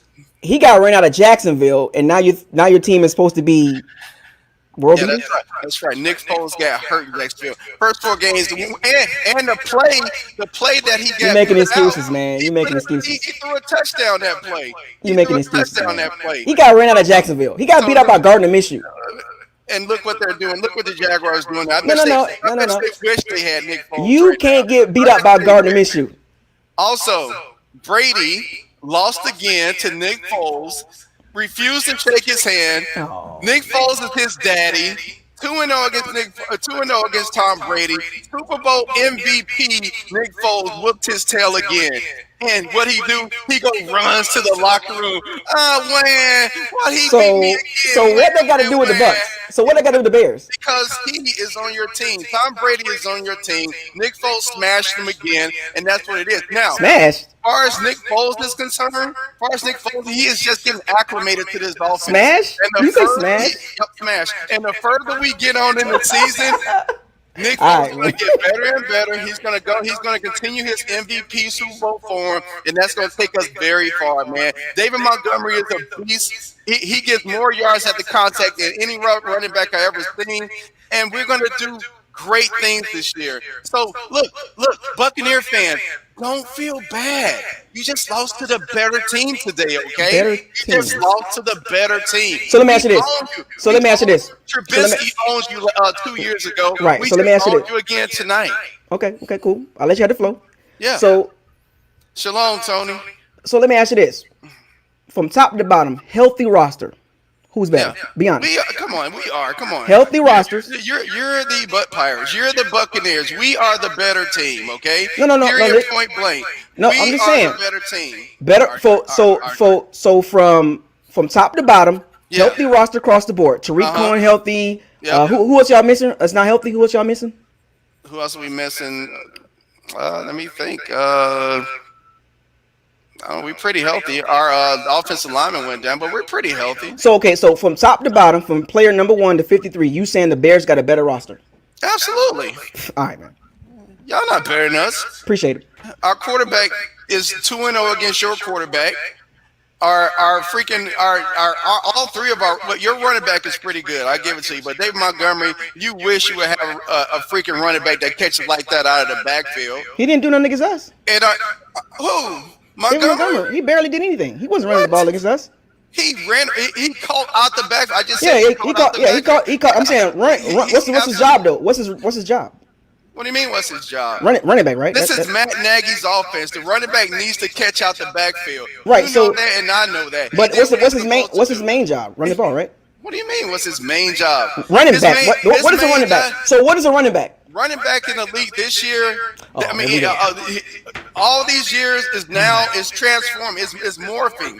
You have to catch out the back. Well, remove the running That's back what these position. backs So do. remove the name. Remove the Yeah. label running back. Remove that then. Yeah. Okay. So Let's call okay. it what it is. Call it what. All So right? what is it then? So what is Let's it? call it what it is. So what is it? Running backs they're morphing. You have to be able to catch the ball at the backfield in this pass happy league right now. So Period, I would point take blank. Ronald Jones over David Montgomery. You wouldn't do that. Hmm? You wouldn't do that. I just told you that. He had that one good game. Ronald Jones, he's not going to continue to do that. You know, Montgomery has proven over and over again that he can do that. We're just better than y'all. Period. We are better than y'all. By 1 point. You just can't admit it. We came back from a 13-0 You deficit being- from hold your on. so-called Hold on. GOAT. From your Hold on, so-called man. GOAT quarterback, we had a 13-0 I gave y'all your props, and we fam. beat y'all down. You reaching? I gave you Period. props. Who's reaching? We won. I gave you we props. won. We won. I gave you your props. We smashed Evans. We smashed Brady. We smashed y'all, period, because we're the Chicago Bears, and y'all just the Tampa Bay Buccaneers, and y'all not going to beat my Bears. We smashed y'all 2 years ago, and we smashed you again, buddy. And we're going to continue. Every time we play the Buccaneers, we're going to smash y'all each and every time. And all you Buccaneers fans, hey, just suck it, cry, make excuses, do all that you want to, but we're the Chicago Bears, the monsters of the Midway, the charter franchise of the NFL. 4-1, baby. That's how we do, baby. Yeah. I appreciate your passion for your team, man. Yes. You're very passionate. Yes. Hey, 4-1. it was a blowout. It was a blowout. It was a blowout. We only won by 1, but it was still a blowout. You guys didn't have a chance. So, you didn't have a chance. So in all, Yes. You're very passionate, very I'm talkative, very passionate. very talkative. Yes. It's good that your team is doing good. I gave you a shout. I gave you a shout out. Great. We're doing great. I gave you a shout out. I didn't Yes. give you excuses. If you was watching the live stream, I gave you a shout out. That's So right. I think you're reaching when I say I was hating or whatever the case may be. I gave you your props. No, your fans were hating. You're even. Are you talking to Bucko's locker? Bucko's locker. You were. You're talking to me. Now you're not talking to them. You're talking to You me. were good during the game, but you know what, Bucko's locker. I You hope talking you to didn't me. take us lightly. I hope you didn't take us lightly, thinking that this was just a prelude to your game against the Packers. I think you overlooked the Chicago Bears. No. And you see what happened when you overlook the Bears? You get your ass whooped. So- You did get beat so let me ask you this. soundly So last let me night, ask you all this. over the board. A couple of those calls by the refs. What do you think about those? What do you mean? What I think about those? I'm asking the question. When we freaking knocked the hell out of Brady that one play, they called roughing the passer. I guess we just freaking knocking the hell out of Tom Brady. Man, please. What about the one? What about the one with the Shaq Barrett? Which one? The one they call personal foul on Shaq Barrett. The one that he hit him like kind of high, but it wasn't like a helmet to helmet. Well, he did hit him in the helmet. What do you mean? He hit him in the helmet. He hit him in the helmet. His neck went back. It was he hit him in the damn helmet. Good call, referees. Period. So okay, what about the false start by 74? What do you think about that? False start by who? What call was that? Number 74. Look, you're you right guys, tackle. in that third quarter on that drive when you was 3rd and 34, you just like I said before, you're an undisciplined team. Dog, Period. you're You're late. undisciplined. You're late. You're undisciplined. You're late, bro. You're telling me Period. something. I already said that already. Period. You're repeating what I'm saying. All right, well, what? Number 74 on what? Your team. Okay, what about it? So I said the penalties. So you're going a little bit too far off target. I'm talking about the penalties. I said Okay, about what about them? So I said about the pass rush or roughing the pass. You said he hit him in the head. Cool.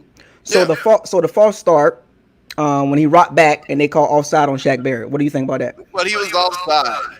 So Let me you give me this little pinky tail 5-yard penalty. No. We just talk. You guys were doing stupid stuff. You're not disciplined. Period. Yeah, and before the game, you guys almost led the league in penalties. Y'all for number 5. That's how undisciplined you guys are. You guys are number 5 in the NFL. I'm telling you. You guys are number 5 in the NFL. We were just a better team. By Just 1 point, face it. you got the victory. We got the What you're damn saying? victory. What you're saying is you're repeating what I've been saying already. Hey, John Curry, I will show my You're face each and every time. Dada you're Saints, I'm here. you're repeating. Exclude Garvey, I'm here. I'm always here. I'm always on every opponent's channel. I'm going to be here. Judah, the ghost of Judah tribe, baby. Buckles And Locker, I appreciate you that's letting me great. know. I appreciate all you Buccaneer fans that disrespected my Bears. Eat it, eat it, eat it. I love how you running back got smashed. I love how we freaking rattled Tom Brady's brains last night, and I love how we shut down Evans. I love it all. I bet you respect us now, you Buccaneer fans, won't you? Take Well, that L. You ain't I coming hope to this shot getting no dub, and that's what it is, baby. so. I hope to see. Vamos, osos, bear down, Chicago Bears. So I hope to see. I hope. So to wrap this up, good conversation. So Yes. to wrap this up, good win for the Bears, 4-1. Win. You didn't give Week us week nothing, number Huckleberry. You didn't give week us nothing, Huckleberry. week number 5. Hopefully we see y'all down the road in the playoffs if y'all make it. It's still early, so it's a long season. We got 11 games to go. P. Cody, be quiet. No one's delusional. The only one's delusional is Buccaneer fans. Y'all the ones delusional. Not all of us. All right? I think a lot of us. We kind of what you've been saying. Veritas 93. Hey, be quiet. Just take the L. Stop crying. Take the Wait, L like focus, a man. focus on the. You reading it. Don't worry about the chat. Look, So they're talking. you don't worry about the chat. That's we on Buckles Locker. Don't worry about All the right, chat. Bucko, gotcha.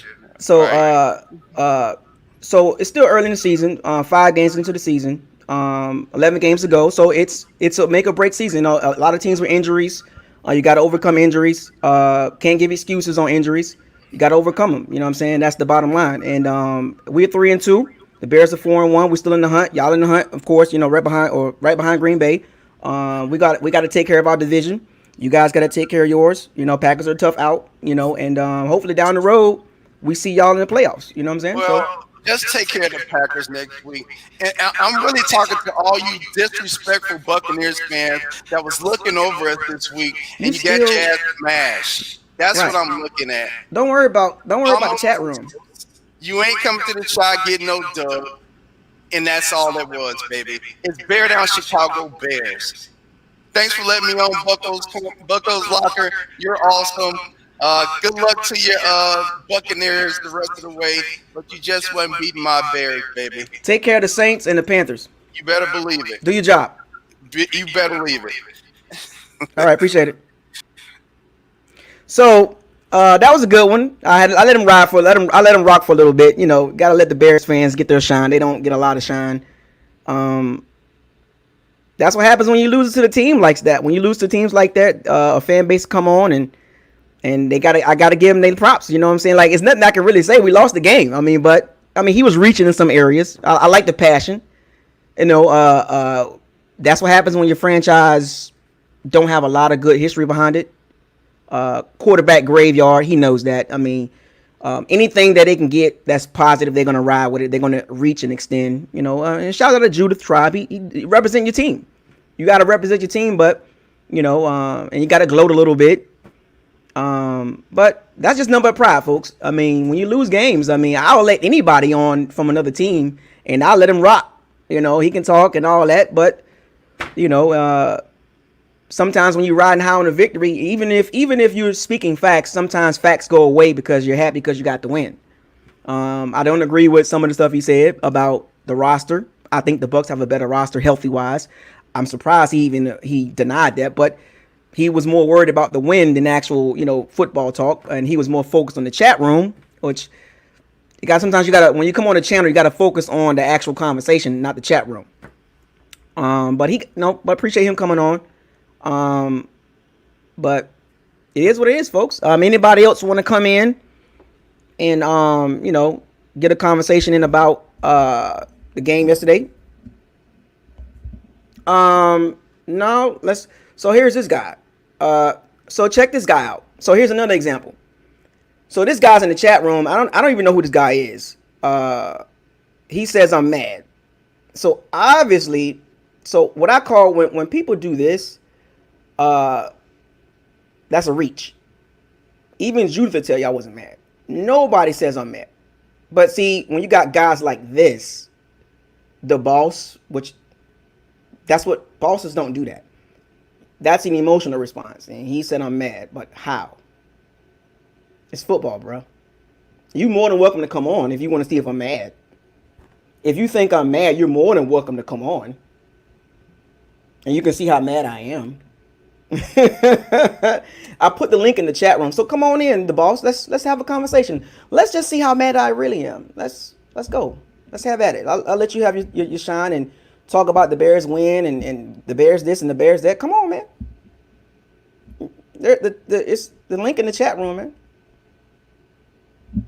You're more than welcome to come on, the boss. Cause I'm finna be mad. I'm mad as hell, man. I'm mad because we lost to the Bears. I'm super mad. I hate it. I can't stand the Bears. I hate the Bears. And I'm about to throw all my stuff away. I'm so pissed off. You're reaching, man. You're reaching, bro. You're more than welcome to come on, man. Hey, you can talk all you want to, but you can come on live and we can have a conversation, a grown man conversation, fam. And I guess you could be the judge yourself if I'm mad. I like doing live streams. I mean, I've been doing this for 4 years. Do you have a channel? Can I come on your channel if you have one? Do you got subscribers and everything? I mean, like, just curious. I mean, you're the boss. You're the boss. I mean, you got a channel I can come on and show you how mad I am. There's the link in the chat room, the boss. Just click on it and come on. I'm inviting you. I'm mad. I want to take my frustration out on you. Oh, Bears fans, boy. They complain so much about their team. Anytime they get a victory, this is what they do. Quarterback graveyard. They know it. They passed up on Patrick Mahomes, passed up on Deshaun Watson, signed Mitchell Trubisky, and they got Nick Foles. But y'all got a good defense, though. But offensively, y'all just not going to cut it.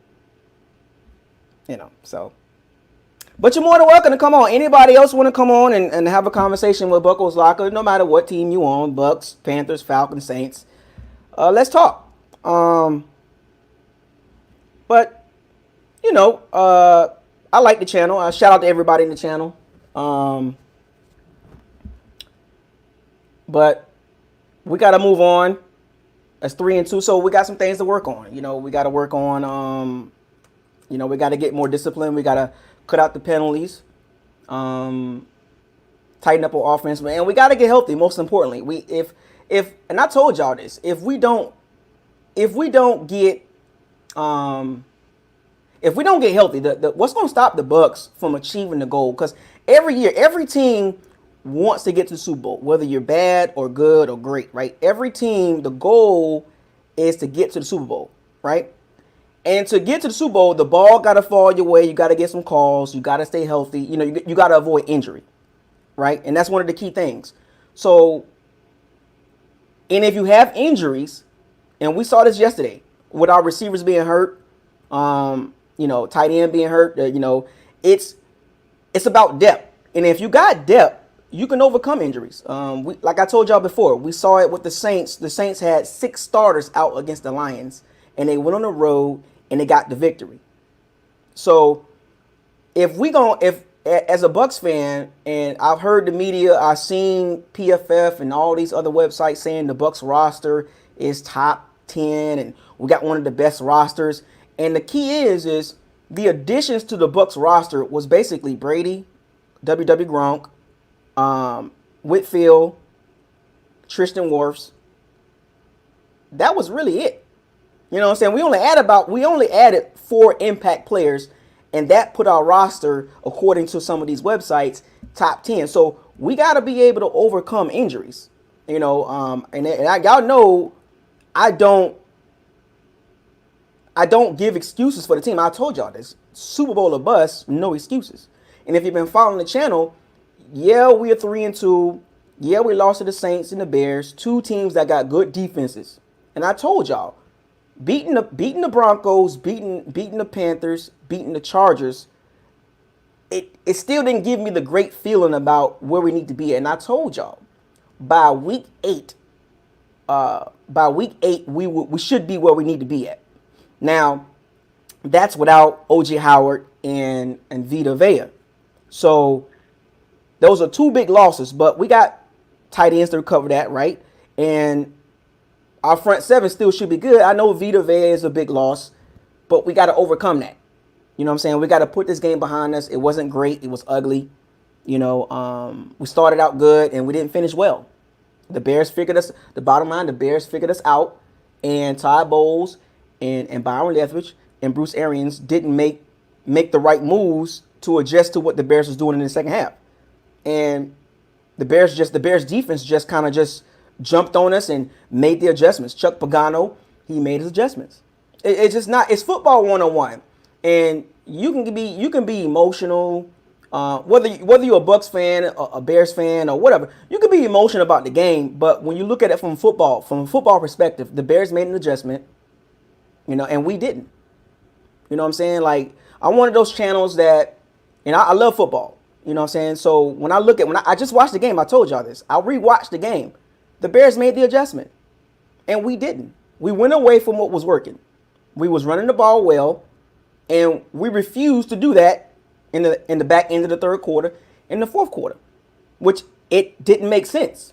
That's coaching, with all the penalties, the play calling, even the drive before when we ran the ball and Urban, number 92 from the Bears D line, he jumped in and Tanner Hudson was supposed to block Urban, number 92.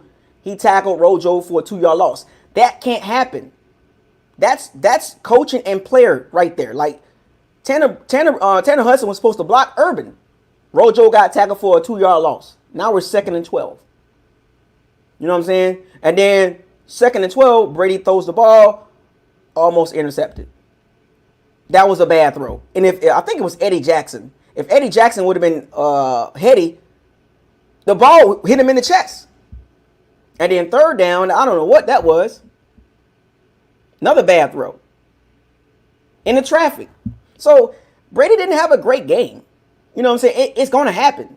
You're not going to go 15-1. No matter, there is no team in the NFL. Maybe the Chiefs are the only team that can probably go 16-0.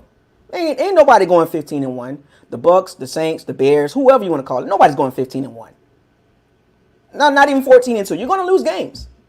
The question is when you lose games, is how do you come back off of a loss? Because you can win games and still lose. If that makes any sense to some of you. So, like, when you look at the Bears loss and you say, oh, the season's over with. It's not. It's week number 5. Things can change. Teams can be front runners. Teams can start out really good and flail off at the end of the season. We saw this. NFL is a different season every year. The NFL season is played by quarters. And if you look by quarters, that's what it is. Zach Jarvis, any free agents that can help fill the void for Vita? I haven't looked at the free agent tracker yet. I'll take a look at that, Zach. But I'll see who can help the team out as no tackle, because we're going to need it. We're going to need it, Zach. We're going to need it, Zach. We got another one. Jonathan Brutus. What up, man? How you doing? I'm chilling, man. What you think about the game, man? And what you think about the Bears fan coming on here and gloating a little bit? How you like that, man? How you like that as a Bucks fan? How do you like that? How do you like Kirk Cousin voice? How do you like that? You like that? But overall, I'm gonna say D-, but if I really want to be like serious about it, I say it just like everything was going smooth in the first quarter, and then from here on out, it just started getting sloppy. Like, after that run that Blazer had in that one quarter, I think it was the third quarter, he had that finger on, and then that whole series right there, they was going backwards. You know what I'm saying? So everything started getting sloppy. They started going flags. Yeah, I understand, referees against us, but it was just overall a sloppy game. I feel like Leftwich just need to be consistent with his plays, And then defense wise, they I feel like the secondary they still learning I guess the defense, I'm guessing, but Dean should have had these 2 picks. I know, yeah. Yeah, You know what Dean I'm should have saying? had it. So, I didn't really hear nothing from Devin White. I don't know if they're like, The you second know, game in a row. This is the second game in a row that Devin White was quiet. yeah, you know, yeah. So Actually, third game, really. third game, and it's like, do we had a chance to close out towards the end? But if they had sustain that drive, they would have never allowed us beat Vega. I You feel me? know, yeah. The That drive was before, yeah. you know what I'm saying, injury for no reason, you know. But like you said, they all came out of coaching. You know Yeah, what I'm saying? there was key moments in the game that I think the Bucks didn't execute well. Like, and I pointed it out last night. That's why I'm not really trying to like. I want y'all to talk about the game more than I did because I pointed it out last night and I pointed it out at the beginning of this and throughout this. We went forward on fourth down on our side of the field. Quarterback sneak, Tom Brady. That was a dangerous move. Analytics say punt the ball. Okay, we're in the red zone. 4th and 1. What about 5 minutes left? Maybe something like that. 4 minutes or whatever. 4th and 1. It was a long yard. Why not go for it? But we went forward way down there. In our 20-yard, yeah, exactly. That didn't make sense. I'm like, go for it over towards that end zone. Right, because if you pin them down, the defense been playing pretty solid for the most part. You know, Foles didn't have a great game. He started out, he made good throws when it was needed, right? You know, the swing route to David Johnson and Cordell Patterson, and the little curl routes to Allen Robinson. It wasn't nothing crazy, you know what I'm saying? It was simplistic offense, you know, but it worked. And Todd Bowles didn't make the adjustments. But when you in the red zone, inside the 15, I believe, 4th and 1, you got Tom Brady, Mike Evans, OJ, Gronkowski. You're not going to go for it then? And you went against, because I think analytics will probably say go for it, because if you get that first down, that's 2 minutes off the clock. And you get 4 downs to score a touchdown. Because if you score a touchdown, that pretty much puts the game away. In my opinion. You know what I'm saying? It's an opinion. It's not facts because anything can happen. But in my opinion, if we go for that 4th down and we make it, time come off the clock, and we score a touchdown. Yeah. Think about that. We score a touchdown. That's 26-17. I agree. So good luck trying to come back from 26-17 with about 3 minutes left. 2 minutes and 50 seconds left. That's game. But I think the coaching right then and there, it's almost like, and I said this before, the Bucks won't be ready until week 8. Like we really won't see what we fully have until week 8. And I remember now week 9 is the Saints. The Saints come to town, and we owe them. And we got to be ready. Now, mind you, the Saints are another team with a good pass rush. Secondary suspect this year. But what's going to hurt this team if we don't tighten up is the O-line. And it showed last night. The Bears with a great top 10 pass rush. If we can't solidify the O-line, we're going to have problems. And the Bears exposed what I've been saying for the last 3-4 years. The O-line is a problem. Now, and it's like they know number 76 is horrible. They're not even helping them. Towards like the end of the quarter, that's when they started tipping them and helping on 76. But it's like Khalil Mack, come on, bro. You know Khalil Mack. He's a whole different beast. So it's like Worth did better than Smith. So it's like, come on, man. I see the freaking liability of I think what's going to have to happen is Arians. We're going to have to use, and you pointed this out just now. They did put WW Gronk over Khalil Mack's side. They did start chipping him with the tight end over there towards the end of the game. They had to. You know what I'm saying? But I hate to say this, but the 12 offense, right? The 12 packs, 2 tight ends, 1 running back. You might have to push that out there even more and keep the tight ends to block until this O-line becomes more comfortable at tackle-wise. Because Tristan Wirfs had his game, his welcome to the NFL game. Khalil Mack potato sacked him, like threw him, hip tossed him like he was a ragtag dog. I was like, it looked at him too. And looked at him like, God, that was embarrassing. Like, but he was a rookie. That's a rookie. So you got to give welcome. Like that's elite pass rusher. Good luck with that. But I said this weeks in advance. We dodged some bullets. Broncos, Chargers. D lines were not healthy. Mm-hmm. We dodge bullets, and I said this. Tackle position is a problem, and I specifically left tackle because you got to give Tristan a little leeway. He's a rookie, so he's been doing good. He did good against Joey Bosa and Bradley Chubb, but he has some help.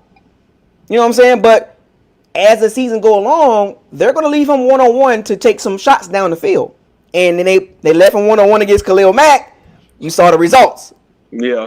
So we're going to have games like this where we're going to have to use the running backs more to chip. How often did you see the running backs chip? Towards what? The Bear game? Mm-hmm. In the Bears game, how often did you see the running backs chip? Not much. Towards like the end of the quarter, like I'll say fourth when it was helping out Smith. Yep. 76. 76. His name, can't call him by his name. 76. Yeah. Just like see, number 76 has turned into number 23. If you remember 23. Yeah. Yeah. So number 76 is on his way out the door. And when you're on your way out the door, you get called by your number.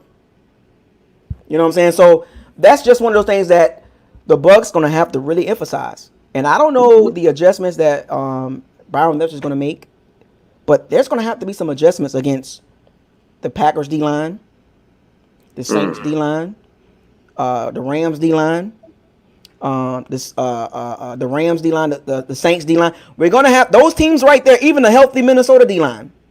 We got to be able to protect the quarterback because, and I told you this already, the league has changed. Non-mobile quarterbacks are on their way out the door. Every quarterback in the top 7 quarterbacks are mobile. Yep. So having a line is more emphasized for pocket passers. Brady, Phillip Rivers, Drew Brees, Nick Foles. You know what I'm saying? You better have a line to protect them, or you better have a scheme to protect them. And if you want to protect quarterbacks like that, you got to get the ball out quick, which negates the offense that we really want to run, which I said is not a no risky, no biscuit offense. Can't do it when you can't protect the quarterback. Right. So what do you think moving forward? What do you think moving forward? And I just want to say one last thing too. We had a chance to close it out. We had got the ball back on 2 minutes or something. We had to drop for 16 seconds. 16 seconds. Yep. Was it pass? Run pass? No, it was run. It was run pass. That was crazy. It was the play calling. Like you can't call simple throws than that. Like both throws on second and third down were under pressure. Well, the third down throw was just a bad throw. I don't know what it was going to Tyler Johnson, by the way. Yeah. And Tyler Johnson was covered by Buster Screen. He was covered. And Brady fired the ball. It was inaccurate as hell. It's like, what? 16 seconds. 16 seconds. And it had 2 timeouts and a 2-minute warning. Enough time for the Bears. But that's coaching, though. Yeah. That's coaching. And we can point the fingers, we can point the fingers at individual players all day. From top to bottom. But it comes down to coaching. Brady came from a system, came from an organization that don't play that. Welcome to Tampa Bay. Now Brady just had his Tampa Bay moment. Welcome to Tampa Bay. As a fan, what we've been dealing with for the last several years? Penalties, poor O-line play. The difference is the kicker is making his kicks, and the running game looks a lot better, and the defense look a lot better. Why did we been in the run game? Like I don't get left. It's like we do good. He doesn't keep running. We do bad.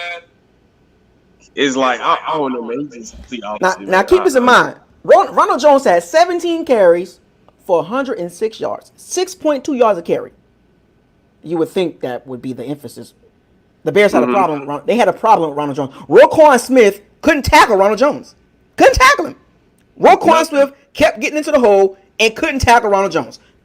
The tape don't lie. I watched the game 2 times. Tape don't lie. Roquan Smith had a problem tackling Ronald Jones. You mean to tell me the Bucs couldn't continue that? To run Ronald Jones should have had 25 to 30 carries. Period. Exactly. And then start hitting with the play action. Deep. But they was using play action and it worked when you was running the ball. Mm-hmm. And the Bears had problems with Ronald Jones. They had problems with Ronald Jones. And they can deny that all they want. Any Bears fans can see that. They had a problem tackling Ronald Jones. The holes was there. You don't get 17 carries for 106 yards and say, oh, that was lucky. Really? Yeah. You saw the tape. I understand, you were passionate about your team, but the running game was there. It was. And then we left it. We left it out there. It was retarded. Yeah. You know what I'm saying? Like, come on. He was the best running back on the field. Period. Yeah. Anybody can spin that all you want to. Ronald Jones was the best running back out on the field. Period. Better than David Montgomery. Better than Cordell Patterson. Period. Running the ball. Facts. And the Bucs went away from that. And that's Byron Leftwich. Mm-hmm. So I don't know, man. You, Jonathan, man, you've been supporting the channel for a long time, man. Salute to you. Sir. Hey. Original Bandit, Pirate. I need you to go back in that chat room and tighten them up. Oh yeah, definitely, man. I be missing some of your live chats, but I'm gonna try to tighten up, man. I've been busy with school. Do your thing, man. Take care of school. That's important, man. Yeah. Do your thing. Take care of school. That's important, man. Career progression, life decisions is very important. Football comes second, third, whatever you want to call it. Get that school down, man. Definitely. Salute to you, man. All right. Appreciate that, bro. No problem. So we got Smallville coming on. All right, let's go Smallville. What's going on, Smallville? What up? What's going on, man? Man, I'm here, man. What you think, man? What you think? The Bears, man. How do you feel? You like that? You like the Bears fans coming on here ragtagging us, man? Hey, look, man. How do I want to put this out on offend anyone? I just think this is a curse of first Jameis Winston, man. Look at all the injuries the Bucs are sustaining. When the Bucs sustained those injuries last year, it was still Jameis Winston's fault, right? Mm-hmm. But this year the Bucs are sustaining injuries, and now they're putting losses on the injuries that the Bucs are sustaining. They're not saying, well, look at the interceptions Jameis is throwing. It's just not fair. How the media is just how the media attacked Jameis last week, but it's protecting Brady this year. Well, see, my take on that, and I said this off season, and I made this video in the summertime or right before the season started. Even in the springtime, I said Tom Brady will be protected by the media. It will be like the movie Temptations. David Ruffin and These Are the Temptations. This is Tom Brady and the Tampa Bay Bucks. And I was afraid that this was going to happen. Oh no, that's Bruce Arians and everybody else. And wait a minute, like everybody's together. We can't separate one player and put everybody else over here. Right. And the media can't do that. And Skip Bayless and all them dudes, Colin Cowherd and all them. That's what they trying to do that, and it's not right. You know what I'm saying? That's not right. Like he was about to drop. Yeah, he'll be butthurt because he's. See, sometimes what happens is with the media, and this is why I don't follow the media's narrative when it comes to the Bucks, because they don't watch the Bucks. They don't watch the Bucks. They don't. They don't watch the Bucks. The only reason why they're watching us this year is because of one guy. Because of one guy. I even ask people. I live in Atlanta, right? So I ask people, how many games have you actually seen versus how many clips? Because I call them clip watchers. You like to watch the clips and form like an in-depth opinion on what happened when that's not what really happened. And you're going by an opinion that they're giving you. They're giving you your opinion, and you coming back and you regurgitate everything that the talking heads are saying. And this channel, if you've been following the channel for a minute, I don't do that. I don't play that game. And I told people from the jump, even with signing something, nobody's safe. If you play bad, I'm going to let you know. I don't care who you are. You could be Patrick Mahomes playing for the Bucks. If you're not playing the ball well, I'm gonna let you know. Period. You know what I'm saying? And a lot of people are very emotionally tied. Like, and I've noticed this with the media and some of the Bucks fans, and which is kind of a sad state. Like, our roster is good, right? And we added a couple pieces that upgraded the second year in the system, but we still got some work to do. And go, talking about the game last night. Last night should let everybody know, the media, big media, mid-level media, the Bucks are still a work in progress. And I even said this. By week 8, we should know where we at by week 8. But here we are at week 5, and here go the media pointing all their fingers at everybody else. There's only a few of them that is looking at Brady like, oh, well, Brady, what's going on with Brady on the last drive? Right, but wait a minute. But we've been knew this. As Bucks fans, we've been knew this. We've been knew about down on number 76. How many times said, get this man a running game? I don't think he needs this running game. We got one, and they're not using it. And they're not using it now. Last year they didn't have it, and they forced the ball through the air, which was completely asinine. I mean, like, you had, 41 attempts passing and 17 runs by Ronald Jones. How? 6.2 yards a carry, and you continue to throw the ball. It's almost like every other touch was a first down for Ronald Jones. And who was that couldn't stop him in the Roquan Smith? Couldn't stop him. I've seen 2 distinct plays where he hit him for losses. He hit Ronald Jones for a loss. And he bounced off the guy like a ball. Yep. Could they develop that last year? It was interesting. I think you got behind your head there, man, till you're all right. Last year the Bucks were 15th in rushing attempts, which is pretty decent. 15th in rushing attempts. That's pretty decent. But in the middle of the pack. You got to add the James rushes. That would put him at 15. But rushing yards per attempt last year, 3.5 yards per carry, 24th. Hey, look. How many games did we see last year? What, 31 turned into 4th and 3? Look, I done my research with the running game, and this is why I say this year we got a running game, but we gotta use it. We got to use the running game. We have an improved running game. The second year under this system, because usually when you have continuity, things get better. When you have the same system the second year in a row, it gets better, right? So they realized the Leonard Fournette, the defense looking a lot better, the coverage looking a lot better. The run defense has always been there. The difference is this year they're making kicks, no turnovers, and the running game has improved. The O-line has improved. It made a jump by adding a right tackle. I always like to do this.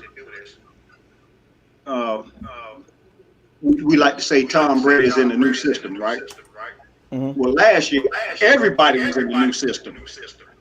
So the media is like harping on Tom Brady. Tom Brady, he's in the new system. He's in the learning curve. Last year, the whole team was in the new system, was in the learning curve. Mm-hmm. And this year, I noticed that they have taken all the options out of the receiver's routes. Last year, the receiver had options at the top of their route. Not this year. Not this year. Straight, they all had options. They tried it in the Saints game, and they got rid of that. Yeah, and this year they took the option out. They had it in the first game of the season against the Saints, and you saw what happened with that. Yeah. Simplify it, Brady. We're gonna make it more simplistic for you. They took it out. There's no way that they couldn't function with that.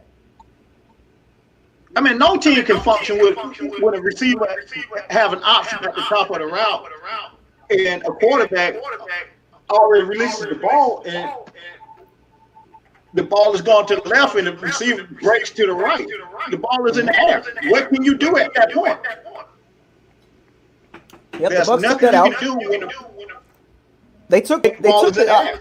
Bruce and Byron, they took the option right out. So if you look at the game for the Bears, right? Like let's look at the game from the Bears standpoint, right? You didn't see option routes in the Bears game. You didn't see it. It was straight up. Oh, This is the you route. didn't see him in the Chargers game? So You didn't see it him was in the more. Broncos game? Nah, it was more play action because the running game was working. And the difference is between Arians' offense now versus the old Arians' offense, the Eric Coryell, the 1980 San Diego Chargers offense.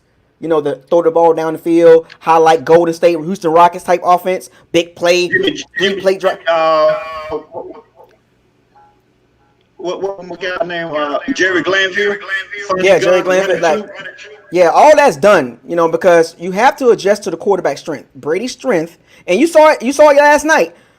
Brady's strength is short and intermediate throws. That's his strength. You know what I'm saying? Like working the tight he throws end. Yeah, he throws verticals, but it's straight verticals, like, you know, down the field verticals, like deep down the field verticals. 16-0. The year they won 16-0, my man Aaron Hernandez was a key component in Brady's success that year. Right. So it's just one of those things where you look at it. And last night game, when you look at offensively, we always start out kind of fast. You know, we front run, and we kind of tail off as the game go. Like we did it in the Broncos game, and the Panthers game. We kind of like started tailing off as the game went along. Like the teams are making adjustments. So when you look at last night game, the Bears, Chuck Pagano made the adjustment. Byron Leftwich and Bruce Arians' game plan was like, let's keep everything simple. They had Scotty Too Hotty out there just running routes. For what? No catches. You know, I think throw him the ball. I think he was too banged up to even go for a catch. What? Then why have him out there? Throw Tyler Johnson out there. Tyler Johnson and Mickens. Put Tyler Johnson and Mickens out there.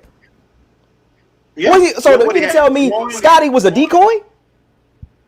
I think so. I really think so because they probably looked at what he did in the Chargers game and in the Broncos game. Okay, so the Bears defense is too good. Their secondary is too good for that. We have to pay attention to him because he's on the field. At least let's pay attention to him. Well, it didn't work against the Bears. It didn't work at all because I think they let him run free on a few routes. Yeah, they did. The Bears knew what they was doing.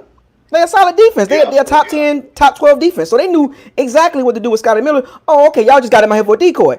All right, cool. We're going to sit underneath and wait for these little crossing routes. You know what I'm saying? We're going to make Brady make tight window throws.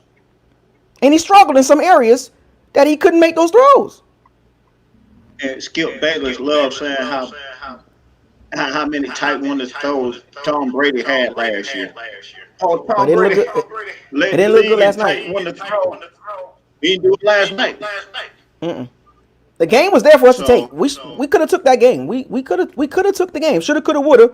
But you know, from retrospect, we could have took the game. And even that last sequence, when we had that ball to make that game-winning drive, right?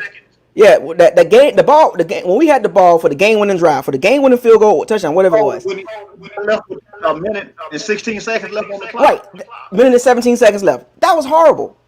Like, that was a horrible sequence. The throws was like, what are we doing here? Like, he forgot what down it was. You know, like, what was that? Like, it was coaching and quarterback play right there. Coaching and quarterback play. And you know I gotta pay. I gotta say what's up to my boy number 76. Horrible. Man, my head popped 2 years ago when they gave that guy that extension. Oh, he shouldn't have got it. 3 years, $41 million. Yeah, it was with the Curtis regime. But Jason Light was a GM. So he gave him that contract. Everybody. Well, I was leading the charge of Donovan Smith. Really? I was leading that charge like, no. Donovan Smith. How many times have he got walked back into the quarterback within 2 seconds? It's like he's on skates. I told folks. I told folks He plays over and like over he's on again. skates. I told folks over and over again. You keep screaming about this Bucks line being top 10. No, man. No. Last night should be a wake-up call to some of you Bucks fans that keep running behind PFF, talking about top 10 O-line. Last night should let you know. Bias, I know. PFF is like they are completely biased. I mean, like Jonathan Smith sucks. There's no other way to say it.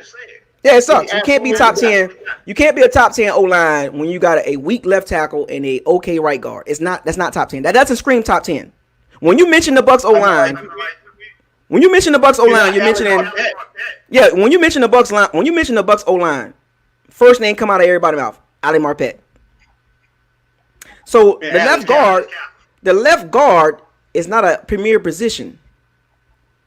It's not. No. It's not a premier position on the O-line. It's left tackle. The right tackle is not a premier position. The left tackle is the most premier position on the offensive line. That is the highest paid offensive lineman, unless you have a left-handed quarterback. Right. So I never fell into the and last night proved my point even more. I never fell into that top 10 Bucks O-line crap. I never did. I mean, just look at the Seahawks. I don't know if you've seen the Seahawks game last year. Of course I did. We had a fumble in that game. Or who was responsible for the fumble? Donovan Smith got pushed back into the quarterback. But nobody want to see that though. But Donovan Smith got to go. He just got to go. I'm sorry. Number 76 got to go. Period. I mean, he just got to go, man. Like when is enough enough? When is enough enough? When Brady come hobbling off the field. Brady ain't having enough. You saw Brady on the sideline. He was livid. He was livid at the O-line last night. He was livid. Did you see how he looked at Donovan Smith with?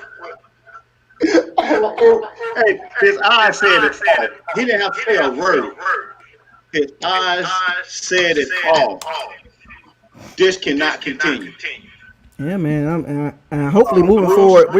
We're 3-2, man. And I told everybody, I know I seen all the headlines. I seen the Bucks fans, running around. Oh yeah, we this and that. And I told folks, we're not ready yet. I've been saying it. Let's just go back to the Carolina game. If it wasn't for an unfortunate missed throw, that game could have turned out completely different. But nobody don't want to say how Teddy Bridgewater is operating in a brand new system with lesser weapons. They got rid of their tight end. Luke Kuechly retired. Mm-hmm.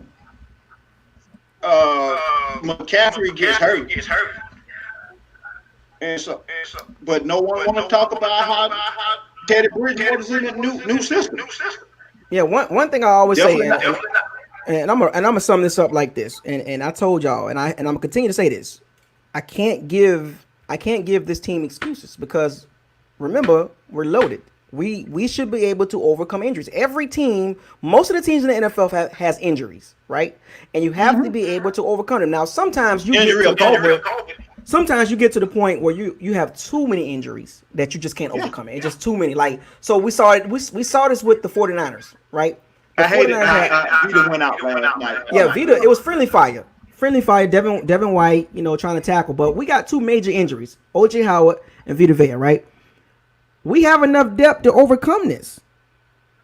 So I can't give excuses. I just cannot give excuses to the Bucks. I can't do it. We didn't give excuses last year when number 3 had to finish the season with no name receivers. Receivers they just signed that week. We didn't get receivers. We're gonna get excuses then. We're gonna get Godwin back for the Packers game. We're gonna get Leonard Fournette, fully healthy. I really hope that they do not ruin this man's career by trying to rush him back. A hamstring, man. That's something that you just do not play with. Yeah, I played with a hamstring before. I played with a hamstring. It's a partial tag. It's tough. I re-injured mine trying to play on it. Remember, I think that the same hamstring he injured last year in the Detroit game. Mm-hmm. That put him out for the Texans in the Falcons game. Right. And so now, man, I just hate to see Bruce Arians and Jason Light ruin this man's career trying to save Brady. Brady had a great career. Brady has had a great career. Do not bring this man back prematurely. If he's not ready, don't force him back into the lineup. Well, we got 9-10 days before the Packers game, so I mean, time will tell. He's been out for a couple weeks now, so we'll see. He'll test it out again. He'll test it again, and I'm gonna keep my eye on that because we got to get healthy. I mean, I told y'all this. I said what's gonna hurt this team is injuries. That will be the biggest thing, the biggest hurdle that can hurt this team. And as you can see, injuries do affect, especially when you have injuries at major positions. You know what I'm saying? Yeah, so exactly. We're gonna see the Bucks moving forward. Not just the Packers game, but the Raiders, the Giants. The Raiders and Giants should be victories. Those teams. But we don't know. You know what I'm saying? The Giants are decimated. Yeah, Giants are decimated. That should be a guaranteed victory. And the Raiders, that's a tricky one, but we should be able to overcome that, right? And right. And then the Saints coming up. Then the Saints are week 9. The Saints are after the Raiders game. So we got the Packers, we got the Packers, Giants, Raiders, and Saints. No, the bye is later, like week 13, week 12. Oh yeah, that's right. They did get Brady favorable schedule. Yeah, it's an easy schedule. And speaking of, do you know Brady's not getting no favorable calls? Oh no, he ain't not. That he used to get. But I mean, it's still. I mean, it's week 5. You know what I'm saying? It's still early. Like, you don't really know until week 8. That's when you kind of really know where you're at as a team. 8 weeks. You know what I'm saying? That's when you kind of know. But the first 4 games really should have been used as real preseason games because there wasn't a time you had to drunk off. What on their third, fourth quarterback? Chargers, they on their second quarterback. Mm-hmm. I think they injured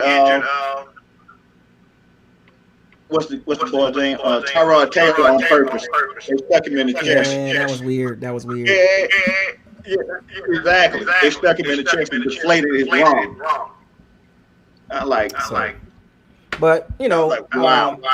And all in all, man, I got one more guy trying to get in, Justin trying to get in. To wrap it up. So, we gotta be able to handle the L correctly as a fan base. It just a lot of fans are making excuses and they trying to point the finger. They following the media's narrative.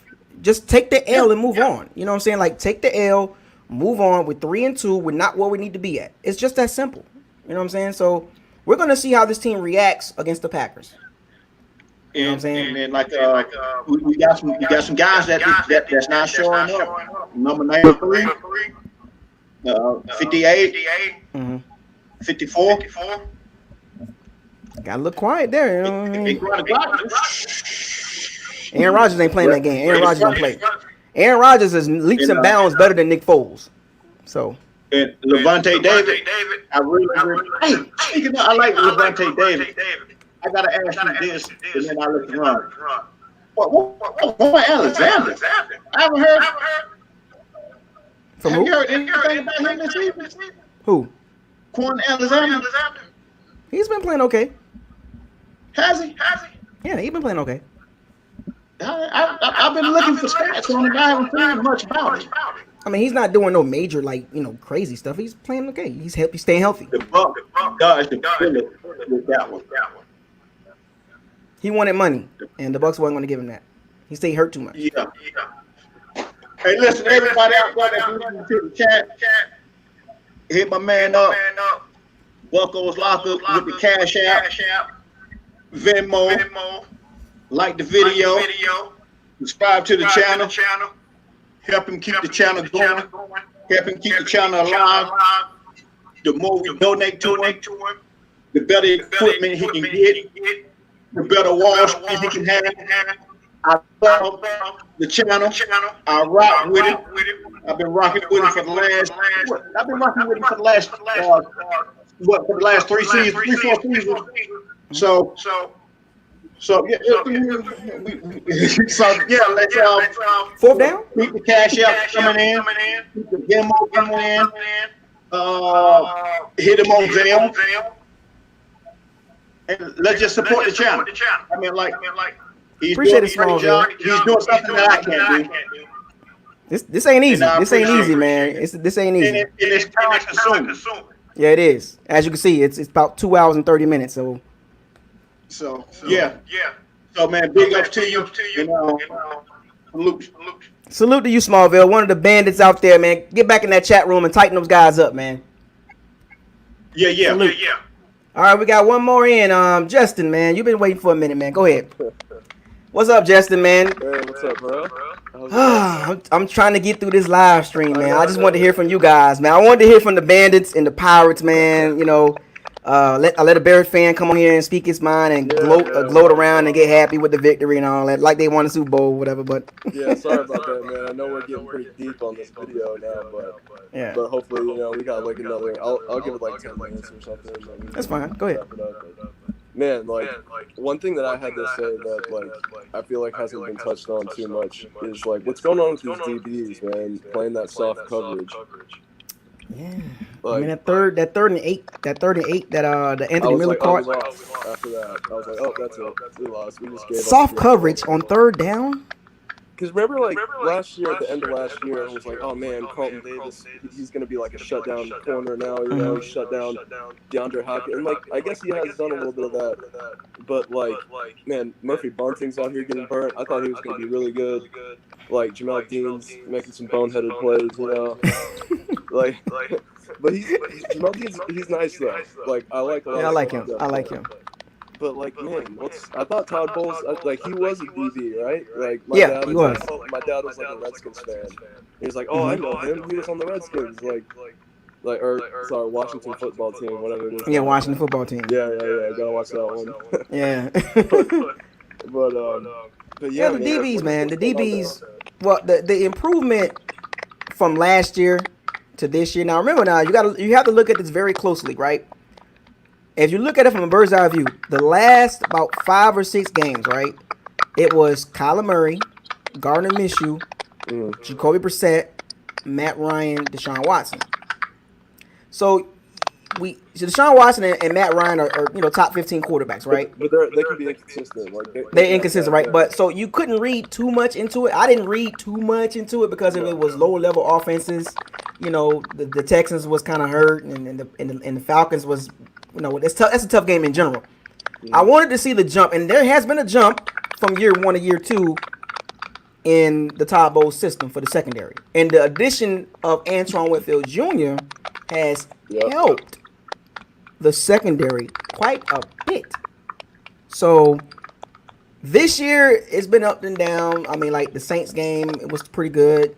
The Panthers game, Teddy Bridgewater kind of got off a little bit in the second half. Actually threw for 367 yards, but that was a lot of garbage yards. Justin Herbert, that was the game that made me concerned. I was like, yikes. Yeah, that's a major flaw right there. Yeah, so we took a step back. We can make some mistakes and we can just let go of a freaking 60-yard touchdown. We every once in a while that's bad, man. You can't have that.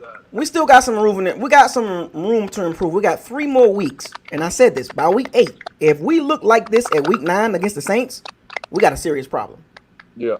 Before that Saints game, week number 9, if we look like how we looked against the Chargers and even the Bears in the second half, we're going to have major problems moving forward. We got 3 weeks to get this together. Aaron Rodgers, Daniel Jones, Derek Carr. Man, it's what do you think Aaron Rodgers is going to do in this secondary, though, man? Oh, man. Because, look, sometimes they play well, and sometimes, oh, okay, you see, they surprise you sometimes, but also it's I'm just thinking, man, he could just kind of Like maybe it might be like he goes out there and just does whatever he wants to do. I will say this though: the Packers game will be the biggest test up until this point. The Packers game will be the biggest test because Aaron Rodgers is an elite quarterback. Even at 36, 37 years old, he's elite. Still number one quarterback in the league right now. You know, with the stats and all that stuff like that, with the passer rating and the QBR and all that stuff like that. Russell's up there. Russell's up there. And now, mind you, we got Aaron Rodgers and Mahomes on the schedule. Two elite quarterbacks with elite weapons. Now, Rodgers is a surgical quarterback. Against the Falcons, with Devontae Adams out and Lazard out, he still put up 30-some points. Posted him. He used the running backs and the tight ends like it was nothing. Like Devontae, we don't need your Devontae Adams sit out. What? So now Devontae Adams and Lazard, hopefully he might be helpful, but Devontae Adams is going to be back. Man, I don't we know, can't man. do what we did against. We can't do what we did against Herbert and Nick Foles and Teddy Bridgewater against Aaron Rodgers. That ain't gonna fly. Yeah, He will shred you. Just like, and I mind you, sorry, what are you gonna say? Mind you, I got this. Now the Packers game, I got it as an L. I'm gonna say that right now. If you paid attention, I got it as an L. I'll get more in detail with it. But if you're being realistic, you gotta put that as an L. Yeah. You know, but I got us going 11-5. So, and I'll get more in detail about the Packers game as the before the game comes. I'll get more in detail about it. But if you go back and watch my prediction video, I got it as an L. You know, so. Yeah, I mean that's the logical choice right there. It's gonna be interesting. That game is gonna be interesting. But I just didn't like the way we looked against the Bears offensively. I just didn't like it. Yeah, man. Like it was very choppy. You know, very sloppy. Like obviously we got a lot of injuries and stuff, but 11 penalties. 11 penalties, man, and like freaking. You know, I mean, number 76. Like you guys already drilled him enough. Like, look, man. What did we get? What did we go out in the offseason for and get Joe Haig for? If like, I mean, that was. I guess that was like. That was just if Wirfs wasn't ready, right? Mm-hmm. But like, that's probably not even what should have been the thing they should have been paying attention to. Like, if I were Jason White, I would have been like, yo, we have to get a left. We got to get a backup tackle to like see what's going on with Donovan Smith here.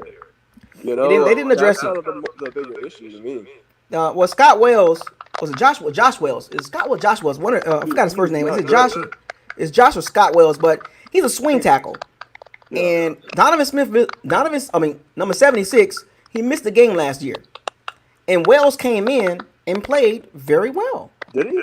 Yeah. I thought like his first play he got like blown up for a sack or something. But after that he settled in and he played very well after that because he got blown up at the very beginning. You know, I guess it was like the beginning, right? Josh Wells. Yeah. But after that, he played solid. Like Donovan Smith, number 76. It was like the offense still was functional. So I wonder if they're gonna take a look at Josh Wells as option to come in and. But I thought Joe Haig was a swing tackle too. They both versatile. They both can play either way. You know what I'm saying? But also I would say like I guess it's tough to do this in the middle of the season, but it's like, man, put Wirfs at left tackle and then just put Haig at right tackle, and like that could be an upgrade, man. I think the Bucks are really like on the low key probably regretting the number 76 contract. Yeah, I know. Like, supposedly, we had to do it. There was no one else out there. That's bullcrap. That's no. Oh, durable. And Jason Light had a ridiculous reason why he gave him that big contract. Oh, he's durable. He doesn't miss games. I don't care. Yeah, man. How come in this thing too, man? I pay attention to the draft process, right? Like, I pay attention to a lot of the names coming up. I'm not like the biggest college. Like, I go to USF. We're not like a great football school. But so I don't really pay too much attention to college football. But I pay attention to draft when guys are coming up. I listen to PFF draft podcasts and all that stuff. Like, how come past the first and second round, I never know the names of the people that Jason Light drafts. You know what I'm saying? I'm like, like, man, I never saw that guy in like the top 10 corner rankings in the draft. You know, like Murphy Bunch. I was like, oh man, yeah, like Rocky Sim, that'll be good. Let's check out like Greedy Williams, whatever. And I'm like Murphy Bunch, like Janelle. Who are these? I've never heard of them. Like I like them now. Like I'm like, okay, I get it. They're still shaky. They're not there.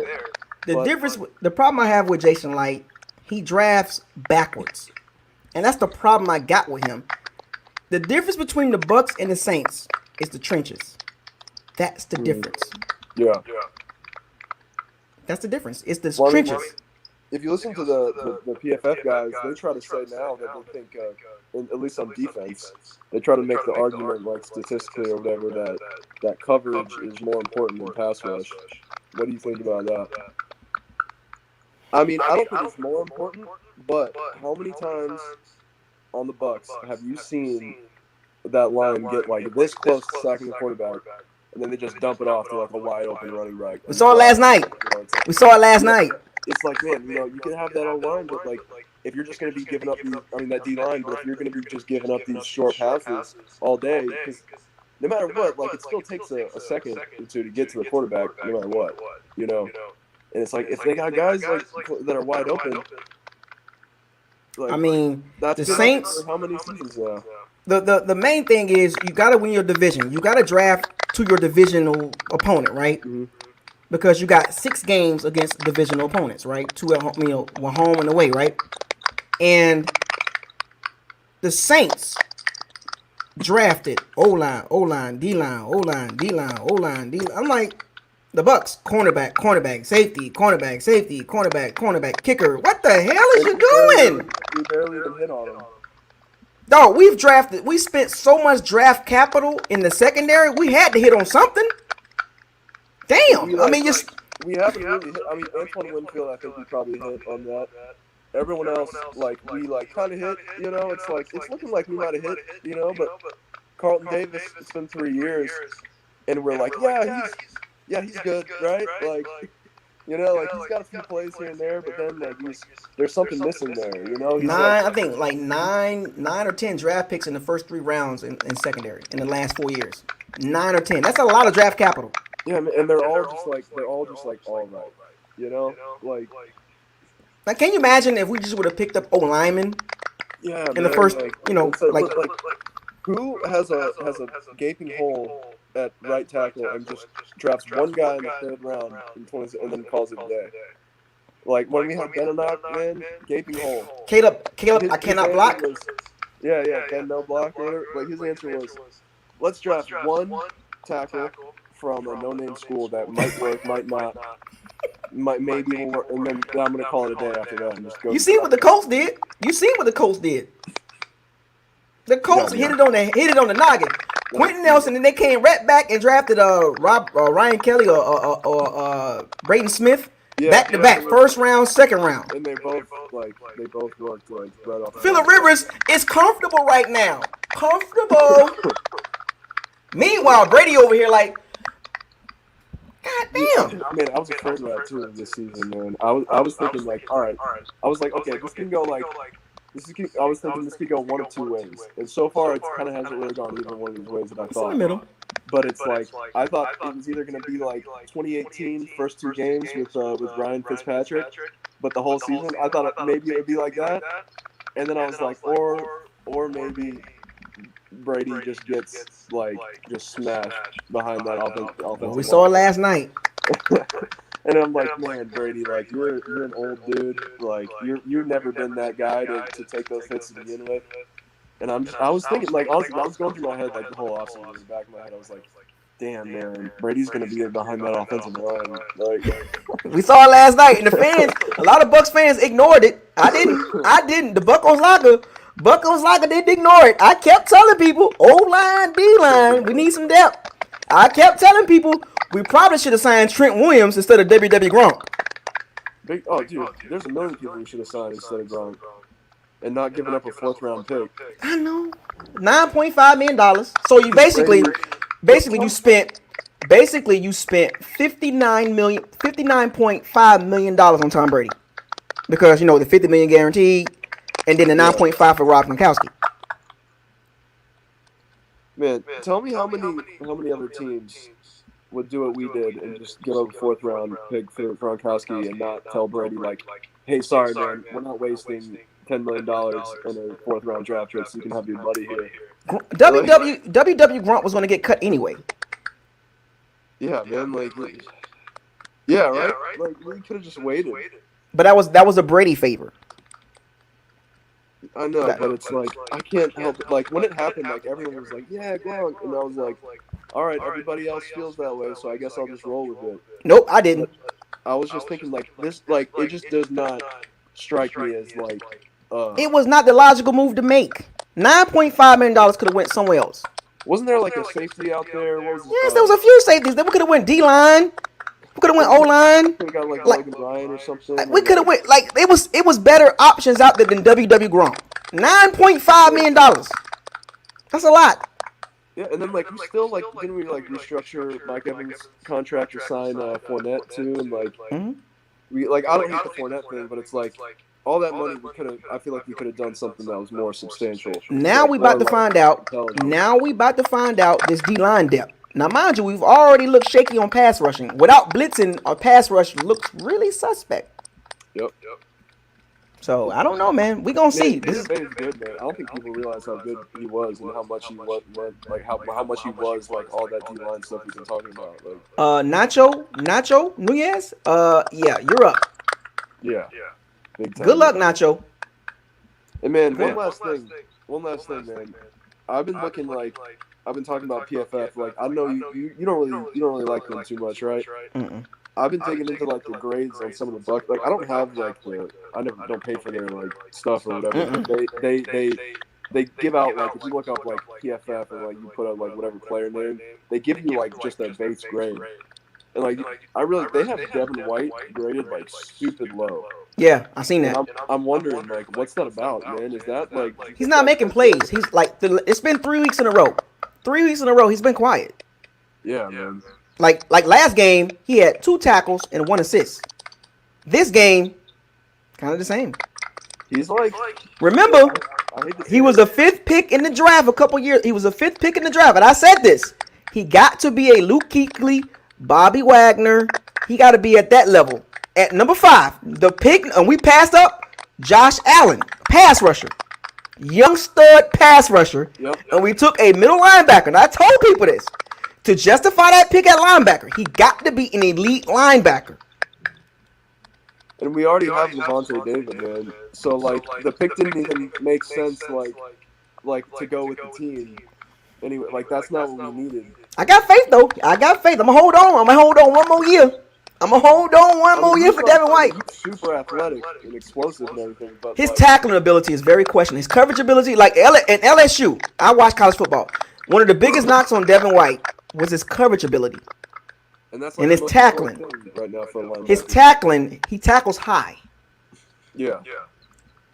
And I saw it. It's been happening this season. So I'm gonna give him. I like him. He's very athletic. He has the tools to be an elite linebacker, but he's going to have to make a jump.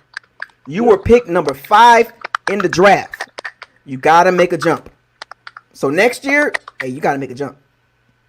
Could have had Josh Allen. Could have had Ed Oliver. Trenches. I keep telling folks that, and you keep going against me. Trenches matter. Ed Oliver, Josh Allen. We should have traded up. We got Quentin Nelson. We should have jumped in front of the Colts and got him anyway. Right. You know, like I'm keep saying it, man. Now we got Tom Brady. We're missing Vita Vea. You know, like we got some issues here. Pass rush. We got JPP at 32 years old. We got Shaq Barrett. You know, he's looking kind of iffy this year. It's like, yeah, man. We got these discount pass rushers, and really like Vita Vea was our only like real like stud on the D line, man. Like. I don't know about Shaq Barrett, though. Shaq Barrett, I hope he's not a one-hit wonder. I think he was, dude, to be honest. I'm going to hold out on that. I'm going to hold out on it. I want to see him. The problem I have with Shaq Barrett is against better tackles. He doesn't show up. Yeah, like, and I see, like, he's very slippery, you know? Like, that's kind of his thing, but he's fast with that first step and it's slippery. That's it. But After he's that, not like he's not very strong. Like he's not going to bull rush it. Like he gets locked up a lot. Last night he was getting blocked by the Bears right tackle. I'm like, what? Like, yeah, man. Like you get like a big strong dude who's not going to like fall off. And like if you remember like last year too, a lot of those sacks were like in a couple games. It was about 4 games. Yeah, a couple games, and it was all just like clean up with Sue and Van in the middle taking up all the double teams and stuff, and like he didn't look good against he didn't look the games that he looked good was about 4 or 5 games. He had multi-sack games. Yeah. But there was a lot of games he didn't do anything, and I said that, and I pointed it out. And people was like, "Oh, you hate?" No. Go back and look. Some of those games he didn't do anything. No sacks, no tackles, no pressures, no nothing. I called it out. And against Ryan Ramczyk and Armstead. Yep. Yeah, man. That's when we don't get pass rush, man. Like it's against the Saints. Like, Saints got D-line. I mean, they got an O-line. They've been drafting O-line. Like, I feel like we get like a 1 sack a game against the Saints, and it's against what's his name, the other guy, Andres Pete. No. I mean the quarterback. Breeze? Because he's trying to do like some wild thing. Oh, Taysom Hill. Yeah. He comes in, and that's like when we get our sack. We got a lot of work to do, man. We got some. That Vita Vea injury is huge in the run defense, man. Nacho, man. And I'm gonna say this, and Nacho, good luck, man. You got to hold it down, Nacho. Khalid Davis, 7th round pick, 6th round pick. Yeah, what do you think about Khalil Davis? Hey, we about to find out. Yeah. Bruce Arians was talking about him. He was talking about it. Okay, let's go. He's like obviously he's not like a high level, like a high version of this. He's a short guy, 6 foot, 300 pounds. His style, though, I feel like his style disruptive. Is what you want. Because like you look in modern NFL, like you don't really want those like big like fat run stuffer guys anymore. You need penetrators. You need a fast like. I feel like Khalil Davis does have that style. Not saying he's like a very good one. I mean, he's unproven, obviously. Disruptive. He's disruptive. But like that's the style. So like I'm hoping that he can maybe do something. I don't know. We'll see. But yeah. And we'll see. We'll see if Godwin man can play the rest of the season too. Man. He'll be all right. Dude, I don't know, man, because what happened, like with that hamstring, that's the same thing he had last year. If he had all off season on that hamstring, and he comes back, and what happens when he just has a couple weeks and he comes back? I mean, never know. I mean, injuries are weird. But I'll say this. I'll say this in summary. Moving forward, the Bucks got some things to clean up. They just got to clean up. We're not ready for playoff teams right now. We can beat the Chargers and the Broncos and the Panthers and the Giants and the Falcons. That's cool. That's guaranteed. I get it. But when you play better teams, I think we still got some work to do. That's my personal opinion, and I'm gonna leave it like that. Yeah, man. Well, other than that, man, Justin, I appreciate you dropping your knowledge on how you feel about the team and the game and. I mean, look, I sound pessimistic. Like, I mean, I'm a Bucks fan. I've lived in Tampa since I was 1 year old. I don't really remember it too well, but I was there for the Super Bowl. I was like 5 years old or something, or like 6 years old. But like, I want this team to do well, man. But it's like you got to be realistic, especially being a Bucks fan for all that time, going through all that. Like, I can't get too excited too quick, And like this one, like I can't help but feel like this team like wasn't quite ready, man. We just kind of threw Tom Brady and like, all right, we're gonna go win that. But it's like I feel like we needed like maybe another draft or two, man. But we'll see. So we'll see, man. We'll see what happens. Appreciate you, Justin, man, coming in, man, and dropping something on the channel, man. I've been watching him, for like a couple seasons now. So salute to Justin, one of the bandits. All right, man. I'll see you around. All right, man. We got one more in. We got one more. Born ready. You ready? Got you. Let's see. All right. Born ready. Good man. Last one of the day. Born ready. Are you ready for the next comedian? Last one, man. You the last one for the day. Take it home. Oh, what's up?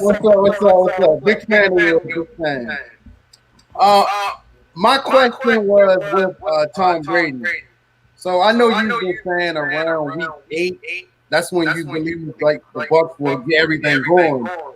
But how do you feel about Tom Brady not being able to throw the deep ball?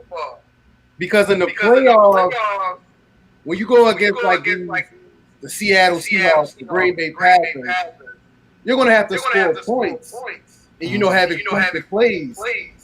But with Brady, for about the last 3-4 years, it's not even just this year, it's the last 3-4 years. Everything has been dink and dunk, cross the middle, stuff like that. Like, are you worried that's the same thing that's going to happen in the playoffs? Now, okay. So from week 1 up until week 16. Now, if you look at it, you have to look at it from what we're doing right now, from week 1 to week 5, up until the Bears game. He's been doing pretty well as far as his deep balls, like his big time throws, and like number 1 in the NFL. So he's doing good. But remember, the strength of his deep balls are verticals, not the typical deep ball that you're thinking, like the deep middle and all that stuff like that. No, it's straight down the field, throw the deep ball. That's his strength. Now, the 15 to 20 to 25 yard throw deep balls you talking about, those longer throws? No. Now, last night you saw against a better secondary, he was 0 for 6. It wasn't happening. The Bears secondary is a very strong secondary.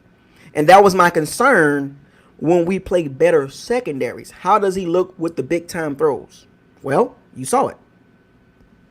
Eddie Jackson, Tayshaun Gibson, Kyle Fuller, Jalen Johnson, wasn't having it. Green Bay Packers, they got Alexander. They got a couple of decent safeties, a couple of decent corners, and a pass rush. Pass rush in the secondary is going to affect Brady when it comes to those deep throws, big time throws. But you can look good against the Chargers, a banged up Chargers, Broncos secondary banged up, and the Panthers secondary. You can look good against them. That's cool. But I didn't get caught up in it. So from a playoff perspective, when we play playoff teams, it's going to look different. Because of the competition, the coaching is get better. So when you match the Bucks, this is why I say we're not ready right now. We're not. If the playoffs is right now, we'll be 1 and done. If the playoffs is right now, we'll be out. Period. We're not ready. We're not ready yet. That's why I say by week 8, before that Saints game, because the Saints game is week 9. If we are not running the engines correctly by week 9, we're going to be in trouble for the rest of the season because we got the Chiefs. If the Vikings can get healthy with their D-line, we're going to have a problem. The Rams. Even the Falcons give us problems offensively. You know what I'm saying? Like, that's the divisional game. Divisional games are always tough. You know what I'm saying? So when it comes playoff time, because I believe this team is a playoff team, 11-5, it's just concerning because last night should be an alarm for everybody, for the Bucks fans that's out there. If you think the Bucks are just going to run through teams, did you not watch last night? Did you not pay attention to a defense that's much better than much better than the Chargers, the Broncos, and the Panthers? We got problems. We're not ready right now. Except that some of you thought that we was going to just run through everybody. It don't work like that. That's the NFL. It just don't. Some teams are better coached. The Bears are a better coached team. And they're healthy. You know what I'm saying? So we played teams that were not healthy. And the thing is, in the playoffs, it gets cold. And these are going to be teams that the Bucks are going to play. The Bears, the Seahawks, the Green Bay, all these when it's cold.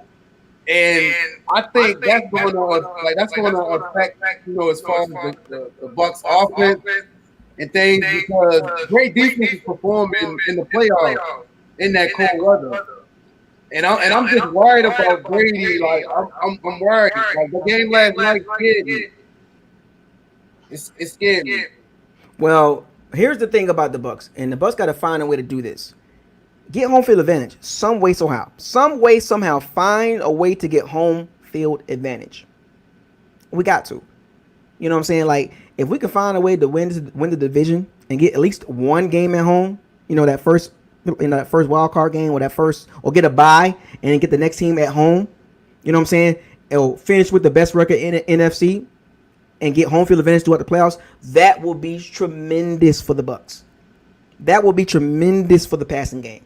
Because if we got to go on the road to Chicago and Green Bay and Seattle in December, January timeframe, okay, we about to see some issues here. That's the reason why Brady chose Tampa. One of the reasons. One more question before I get off here. And I know you were saying it's Super Bowl or bust. Mm-hmm. So if the Bucks were able to get to NFC Championship and lose to, let's say, a Seattle, would you consider the season a success, or would you just like wipe it away? That's a bust. You know what? And I'm gonna tell you why. I'm gonna tell you why. Have come a long way. So let me tell you why. Coming from New England, and I've watched football. I've watched this. I watch football from a 32 team perspective. I know I can talk about pretty much any team, you know, and I've been watching Brady from afar for years. The system, the culture, the discipline, the attention to detail, the expectations, where he came from, coming to the Bucks. That was one of the reasons why they brought him here, to raise the expectations, to get the team and the fan base to think at a higher level, because this fan base is not used to this. We're not used to the coverage, the media, the what's the word I'm looking for? Not expectations. They're not used to the pressure, right? Brady has been through this. He's been doing this for years. I know Bill Belichick and Arians is a difference, right? There's a difference between Arians and Belichick. We already know that. But Brady didn't come here to just kick back, throw some shades on, and put some sunscreen on and catch the last 2 years and get $50 million guaranteed. He didn't do that. He came here to win a Super Bowl. He came here to prove a point. And even Brady said this in the offseason. No excuses. He don't play that, well, you know, I just come here to win 9 games or 10 games or 8 games. He didn't come here for that. He didn't, because if Brady has come from a winning culture, he's not coming here to just win games. He's coming here to get a Super Bowl. Can you imagine if Brady win a Super Bowl this year? You know how he gonna feel. You know what time it is. He gonna look over there across up north. I didn't need Belichick to win no Super Bowl. This is one of those hidden things that a lot of people ain't paying attention to. So when I say Super Bowl or bust, I say that because that's the standard that Brady holds himself to. Championships. He either get there or win it. He's been there 9 times? Won 6? So what makes you think he's coming here to just win 9 games, 10 games, and that's a successful season? For Brady, he's going to be disappointed. Even when he lost the AFC Championship game, he didn't like it. When he lost the Super Bowl, he didn't like it. That's what he came from. He's bringing that here. So the Bucks fan base, and that's why I say, when I say Super Bowl or bust, don't get offended or don't feel some type of way, because it feels different when somebody from a Bucks fan base say that, because you're not used to somebody from the Bucks fan base saying Super Bowl or bust, because we've been dreading for years. We've been sitting here, let's just win 9 games, 10. Let's just get to the playoffs. That's now we got NFC Championship. Like I don't think that can be just a wash season. Well, to me, like I said, this is just for me, because of, even if you look at the moves we made, listen to Bruce Arians, listen to Jason Light. They didn't do this just to win 10, 11 games and get to the playoffs. They did this for a reason. They felt like the roster was ready to win now. That's why they made the moves. That's why they got Brady. They didn't make these moves to, well, let's just get to the NFC Championship game. They try. That's why the contract is 2 years. It's a short window, and their chips are all in. They even Bruce said it. They all in. They know the roster is good. The roster, a healthy Bucks roster, and let's be honest, a healthy Bucks roster, everybody healthy. Top 5 roster with the additions that we made and the talent that we've drafted the last 2-3 years. That roster is ready. Now we ain't got to worry about turnovers, the defense playing better, the running game looking better. So why not Super Bowl? We just needed a quarterback, right? That's why I tell people, you have to be able to embrace the Tom Brady experience. You see the coverage that we're getting. The media is all over the Bucks. Every little thing we do, we have front page headline. We're not used to this. We're not used to it, because the Bucks fans are just, they didn't give a damn about the Bucks fans until Brady got here. Now we front page, undisputed talking about us, first take, get up. We getting all this attention. The expectations is high. So NFC Championship game, that's great. But the goal every year for every team is Super Bowl. That's the expectation. Now some coaches, Anthony Lynn, that's one of them. I'm just coaching for a job, to keep my job. No. Bruce is coaching. Bruce want to prove a point. Bruce has an ego. He wants to prove that his system works. That he can get, because he did it with Carson Palmer. Remember the Cardinals went to the Super Bowl. Remember that? Yeah, lost to the Steelers. Yeah, lost to the Steelers by Santonio Holmes. Corner catch by Roethlisberger, threw a pretty ball and got that corner. It was a stretch catch and it was a pretty ball. He went to the Super Bowl with a 36, 37-year-old Carson Palmer. Brady is better than Carson Palmer. If you look at the Bucks roster now. Kurt Warner, right? No, it was Carson Palmer. That was Kurt Warner, I think. They had Larry Fitzgerald because Larry caught that. That was the game when Harrison ran that 99-yard interception back. Wait. I thought Carson Palmer signed. That was 2000. It was 2012 or 13. And I know Carson Palmer had signed with the car because they went 10-6 and then they went 13-3. Like the first year where Bruce Arians signed, they went 10-6, and then that next season they went 13-3 and they got to the Super Bowl.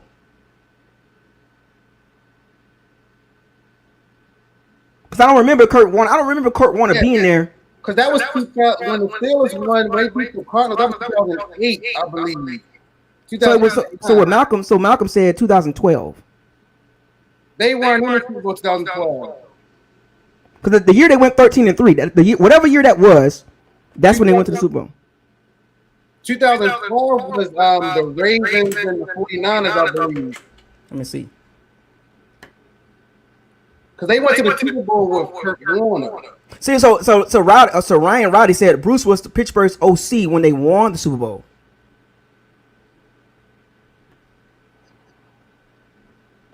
They made the NFC Championship. So the Super Bowl was not in 2012. They made the NFC Championship with Palmer. It was one of those years. I forgot. It was either 12 or 13 that they went to the Super Bowl.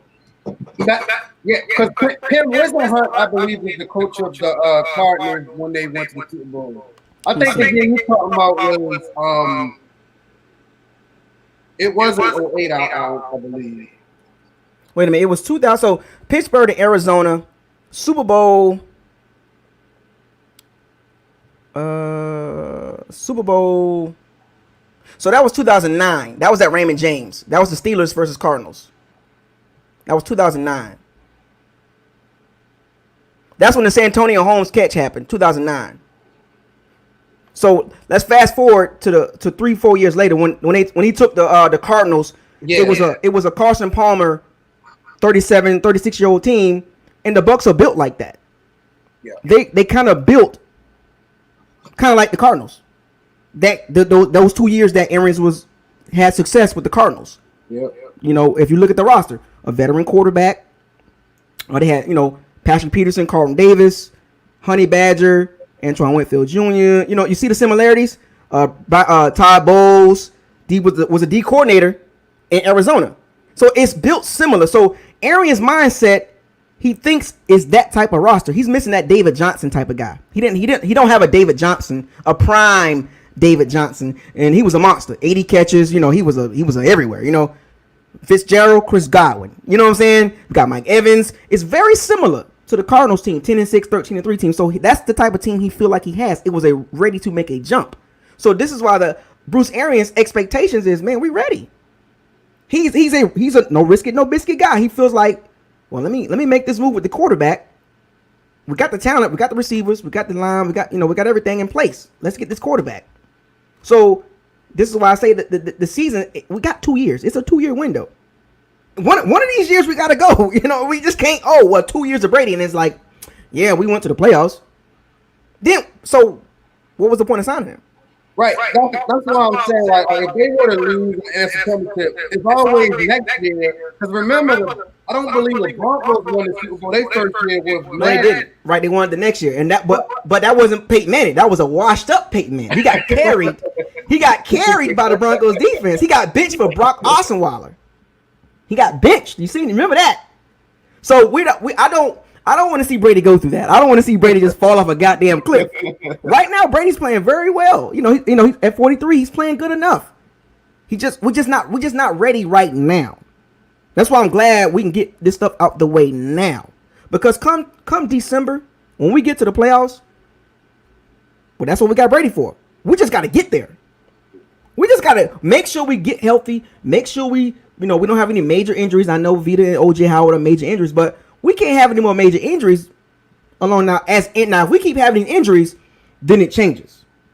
Like more major injuries is like, wait a minute. I don't know how the hell we going to do this. But where we constructed right now, if we can just maintain no more Chris Godwin injuries, Mike Evans get healthy, Scotty too hotty, he stay healthy, the D-line, and maybe add somebody, maybe get somebody in there on that D-line, that O-line, something like that, we got a chance. You know what I'm saying? Because we're going to get to the playoffs. That's just me. We just got to get to the dance. When we get to the dance, that's why we signed Brady. We get to the playoffs, he knows exactly what to do and how to get there. He's going to teach these guys how to get there. But injuries will hurt this team. It will derail our season. And we got 2 of them already. So we're going to see how long can this team hold up. Because if Brady get hurt, it's over. Oh, yeah. It's over. It's over. I don't want to hit no Blaine Gabbert. I don't want to hit no Josh Rosen. I don't want to hit no Blaine Gabbert, no Ryan Griffin, no Ryan Fitzpatrick. Ain't nobody saving us. So that O-line is very important. Yeah, you saw last night. Khalil Mack was living in the backfield last night. You saw last night against a potent D-line. Now, mind you just said it. When we get to the playoffs, the competition raises. Seahawks, the Seahawks going to be there. If the 49ers can get healthy, they're going to be there. And hopefully, I don't know, but the Rams, they looking pretty decent right now. The Ravens, the Chiefs, the Bills. The Bills got a crazy D-line. Crazy D-line. Sean McDermott over there with Ed Oliver, who we could have drafted. You know what I'm saying? So the Saints D-line terrorizes the Bucs O-line all the time. So keeping Brady protected and healthy is going to be imperative. Now, if we don't make it to the Super Bowl, that's a wasted season. Brady ain't no spring chicken. If Brady was 37, cool. This is a 2-year deal. One of these years, we got to get to the Super Bowl. We got to get there. It's because if we don't get there, both years is like, okay, we just spent $59 million guaranteed. You're right. But I just like I said, even if we don't win, it's always next year.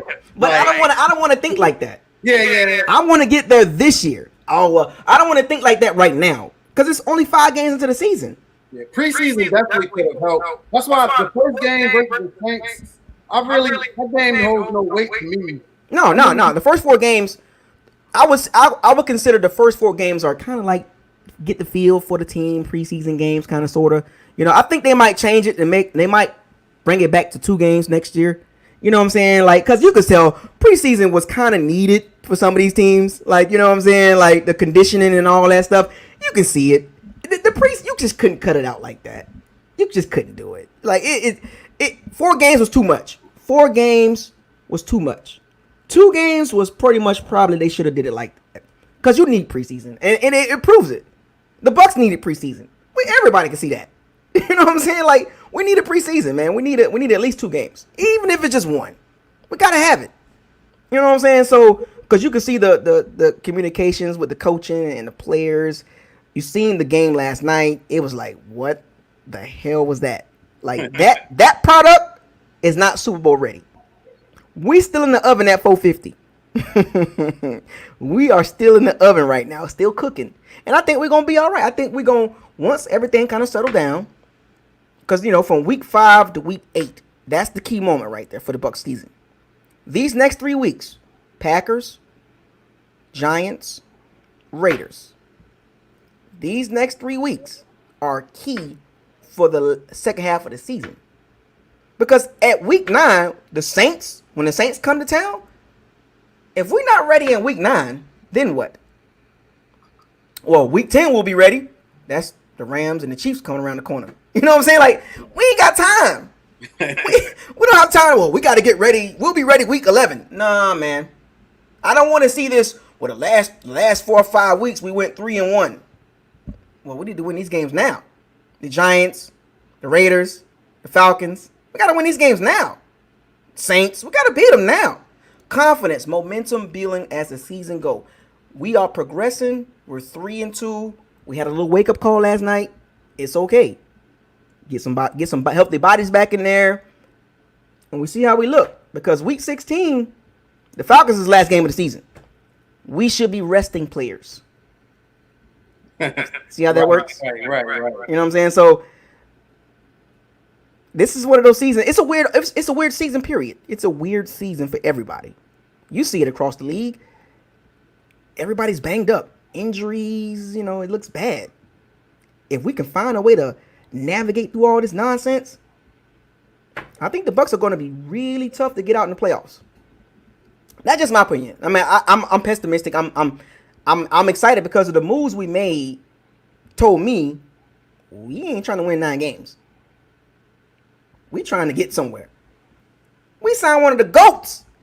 One of the GOATs of all time, and we trying to win 9 games? Oh, let's just get to the playoffs, and that's a good season. Well, that's not Brady. Not used to that. Can you imagine Brady after the game, one and done? Brady's an emotional guy, so he's gonna be like, "Oh man, we seen it." In the Patriots, he losing the AFC Championship game. He like, even losing against the Titans last year, when he threw that pick 6 last year, when he lost against the Titans, he was like, man, this is some bull crap. Expectations, it's always been there. He got that from Belichick, and he's bringing it to the Bucs. And the Bucs got to be able to embrace it. That's why you seen Brady last night cussing and fussing. He like, man, what the hell is this? I ain't used to this. Getting hit 12 times, sacked 3-4 times. I mean, yeah, he took his head when he got sacked by Khalil Mack. He was like, "What are you doing?" Like, block this man. he was on the ground what's going on? He was like, God damn, man. Looking at Donovan, looking at number 76, like, yeah, like he tired of him already. And I knew he was gonna have a Brady moment. I'm gonna cuss you out. I'm gonna cuss everybody out. And it came last night, and it was not pretty. And I heard it. He said, "Get your head in the game." At Ryan Jensen, like, y'all doing? Sugar honey iced tea. I just hope Brady don't get into it with like Byron Leftwich. I mean, because the media gonna blow that up. It's gonna be breaking news. Well, we see. So let's just say like this. We see it brewing. Arians throwing Brady under the bus week 1. Arians doing it. Like you can see it coming. You can see it come last night with the O-line and the play calling, and Brady gets that moment. He did it with Josh McDaniel and Bill O'Brien, and you can see it. It's starting to kind of build up a little bit, and he's gonna have one of those moments. And the minute Brady have that moment, it's going to be, and it's already like this. I'm Tom Brady, and these are the Tampa Bay Bucs. That's how the media is portraying it. The media is not going to let Brady fail because of the Bucs' ineptitude. They separated it already. They separated Brady and the Bucs already. They did it all season. They did it in the offseason. They will not allow Brady legacy is imprinted. They will not allow him to fail because of the Bucs' failures. Well, Brady cemented. His legacy is cemented. This with the Bucs is to prove a point, and the media will not allow Brady to look bad. If you've been watching today, they are pointing the finger everywhere else. Now remember, teams win and lose games. Teams win and lose games, and you can cut it how you want to cut it. But if you listen today and listen at the upper level media and the mid level media, Arians, he loosey goosey, Arians undisciplined, oh, but Brady's on the team. Oh, you gonna exclude him too? And they was trying to no, everybody's included. But see, the media is trying to portray, well, Brady not used to this. Well, as Bucs fans, and this, we've been watching this for years. penalties, sacks, play calling. We've been watching this for years. Not attention to detail. We've been watching this for years. The media just catching up. With Dort Cutter, Greg Schiano, Lovie Smith, chest bumping Raheem Morris. We've seen this for years. The media just catching up. Now that Brady's here, it's highlighted. So, if it is like kind of like a disaster in the playoffs, could you see Bruce Arians kind of, getting the boot? Well, because I feel as though management they're going to side with Brady no matter what. Yeah, Brady's the guy. I think from the Glazers standpoint, they signed Brady not for football purposes, but also revenue purposes too. And it showed. If the pandemic wasn't happening, the virus wasn't happening, that stadium will be rocking all 8 games. We've seen this for years. Stadium not sold out. I've been to a few games myself. Stadium not sold out. Other fans in the stadium. This year would have been crazy. Concessions, merchandise, TV revenue. So it was not just a football signing. It was a financial signing as well for the team. And you see the apparel. The Bucs apparel flying off the shelf. The Brady jerseys, the shirts, the Tampa, all that. So the Glazers going to side with Brady, period. You know what I'm saying? Shit. If it don't go well this season, Josh McDaniels, I'm just playing. I'm just playing. I'm just playing. But I'm just putting it out there because they brought Brady here for a reason, to get one of those, get a ring. And what more could you ask for to get a ring in Tampa, because the Super Bowl's in Tampa, this year. So can you imagine that storyline? Brady goes to Tampa and then goes to the Super Bowl in Tampa. Like, whoa, that's some. We got the Lightning already won. The Rays is looking good. Come on, Bucks. Title Town. We trying to be Title Town. You know what I'm saying? We trying to be Title Town in Tampa, and we got a chance this year. The Rays hold up in the day bargain, and the Bucks hold up the end. We got one already. So let's go. This is why I'm saying, like, we gotta, as fans, energy passes. You pass energy, and the more positive the fan base is, the more together the fan base is, the better it is for everybody. Because the Patriot fan base, they used to it. They used to high expectations, and the Bucks fan base just got to get used to it. We got to get used to every game not gonna be perfect. The Bears game last night, it didn't look good. But we can't just throw the season away and say, well, God dang, man, like, it's a work in progress. New England was like this. They started out rough, but it mattered in December. Belichick teams in December was what? Well, let's see what Arians do in December. Arians got a point to prove. Now, this is big for Arians. You wanted Brady. You got him. So let's tighten this offense up. You know what I'm saying? Let's tighten it up a little bit. We got a couple weeks to go. And I'm not losing faith for the team. I'm still going to stand by it because I want to see this team succeed. It's time. Year after year after year after year. I'm tired of we ain't no playoffs, no expectations. I'm like, man, wait till the offseason. I don't want to hear that no more. We ready. Mike Evans, Chris Godwin, Levante, Devin White, JPP, Shaq Barrett, Carlton Davis, Antoine. We got the pieces, man. We there. We just got to come together. The team just got to come together. And last night was a little wake-up call. Balance and improvement will help this team as the season go along, man, because it's going to get tougher. It ain't going to get easier. You know what I'm saying? Teams are going to get more in tuned and settled in, and we can't be playing like this. Because if we could beat Green Bay, woo, then what? I guarantee you, we beat Green Bay. Oh, it's game time now. We beat Green Bay. Nah, you know what I'm saying? You know how this works. We beat Aaron Rodgers and we beat a top team. And I told you, here come the Bucs fans running out in the woodworks, running around, screaming around. I'm like, settle down. Settle down. We beat Green Bay. Game on. That's 4-2. And we beat one of the top 5 teams? Oh, man. Come on, man.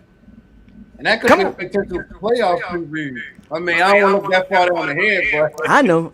But Green Bay gonna be there. Yeah. Green Bay and Seattle gonna be there. You can book that. And we're gonna see Green Bay again. Not just this week or next week. But we'll see Green Bay again if we do what we got to do in the regular season. Beat the Falcons twice. Beat the Saints. Give it now. The Chiefs game, good luck at that one. But and that track team, now I don't know. That ain't Nick Foles. I'll tell you that much. But I'm just looking forward to I want to see how this team rebound. Don't get blowed out against Green Bay. Oh yeah, if they get blown out versus Green Bay, it's gonna be some changes. Yeah. Oh yeah. You can tell. You can see it coming. If we don't look good against Green Bay, you can see some changes coming. I can guarantee you that. And everybody has been wanting to see that matchup, Brady versus Rodgers. But I think at this point of Brady's career, it's not about him versus Rodgers. No. Earlier, 10 years ago, you could have marketed it as Brady versus Rodgers, but not right now. It'll get a lot of headlines. Yeah. It's going to get a lot of headlines. The media, I'm surprised it's a 425 game instead of a primetime light game. I'm surprised at that. I'm very shocked that it's a 425 game. Like, why? That's a Thanksgiving night worthy type game. That should have been a night game. That game should have been a night game, and it's not. But the Rams and the Bears and the Giants are night games. Like what? Like nobody want to see that. The Chiefs game 425. Like what? That should be a night game. That's a primetime national game. We got five primetime games. We just had one last night. I mean, that's the most I think ever had. Yeah. I think so. Yeah, because of Brady, it's the Brady effect. Come on, you think we getting primetime games with Jameis Winston? Nah. Nope. That is what it is, dog. One man has changed the projection of this team. It has. He added some wins to the team. By himself. Like Brady, one guy. He's added at least 3 wins. Now, we went 9-7 last year, right? 7-9. I'm sorry, 7-9 last year. Well, Brady has added 3 or 4 wins to that. And then a couple of games, the ball bounced here and there, you know what I'm saying? So you're looking at 11, 12 wins, you know what I'm saying? So that's why they brought him here for that. They didn't bring him here to just do what you got to do, Brady, and get us some money. No, we trying to get to the Super Bowl. Yeah, this is definitely going to be besides, of course, the Super Bowl year, but I think Josh Freeman went about 10-6, right, 1 year? Yeah, he went 10-6. Yep, yeah, this probably will be the best season since then. Yeah, it will be the best season since 2006, I believe. Yeah. So there's a lot of things that we got to get, tighten up. Number 76, most importantly, stick to the running game, protect Brady, and these damn penalties, man. That was just number 2 in the NFL in penalties. And I don't touch Shady McCoy.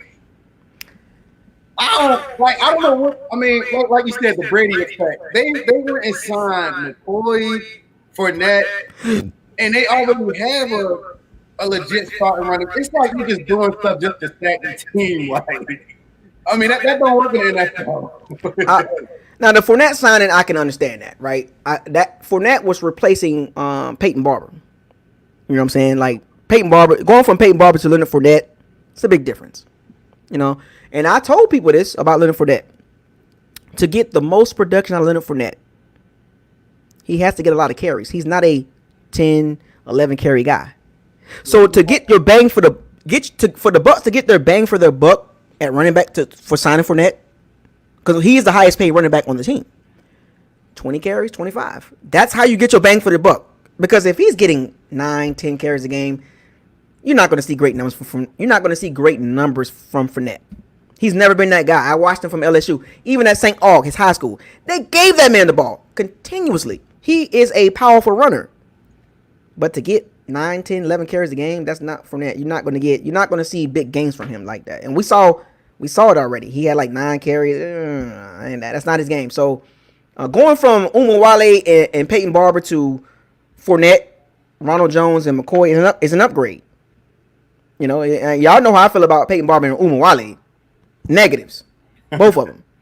So to go from even LaShawn McCoy, and I wasn't heavy on the signing. And I wasn't big on that. He was a healthy scratch for the Super Bowl. Let that sink in. But he's a target that he can catch the ball. You know what I'm saying? But he's hurt. He's injury prone. So that was one of the things that I knew that was going to happen with him. And right on cue, injury prone. You know what I'm saying? So Ronald Jones is running like a madman right now. Take advantage of that. Ronald Jones is running with a point to prove. Now I've been harping on Ronald Jones. I've been like, man, I don't know, man. He still can't catch, but hey, he running the ball. Give him the rock. Cut the crap. I understand you want to throw the ball 39, 49 times with Tom Brady. I mean, yeah, because in the playoffs, you're going to have to run it. But you're going to have to. You're not going to throw the ball 50 times or 40 times and expect to win in the playoffs. So I looked at the percentages, right? The Bucks right now are like 61% pass, like 39% run. That ain't going to cut it. Not even Russell Wilson, Patrick Mahomes, Josh Allen have that bigger difference in, run pass. It's like 56, 44, 52, 48. And these are top quarterbacks. But they got a running game too. Aaron Jones, Chris Carson, Bills running game. You know what I'm saying? Ravens running game. You see how that works? Chiefs got a running game. Come on, Byron Leftwich. Use it here. You got a running back that's running hungry right now. 17 carries, 106 yards last night, 6.2 yards a carry, and you throw the ball 41 times on a short week. They got that shiny new toy in Brady, and it's just like this throw. We got a shiny new toy in Tom Brady. Let's chuck the ball around. It was mind-boggling. When I watched the game last night, I watched it twice. 17 carries, 106 yards, and you don't give this man 25 carries? The Bears couldn't tackle Ronald Jones, and they kept throwing the ball. It was ridiculous. I was like, wait a minute. What are we doing here? Yeah, like yesterday would have been a perfect game for Tom Brady to just be a game manager. Perfect game. Perfect. Like he don't have to be the savior every game. It can be a couple games where he's just a game manager. Yesterday was the perfect game, I thought. It was. I was shocked. He was running the ball very well, and they just said, Brady, 41 times, throw it. What? New England didn't even do that.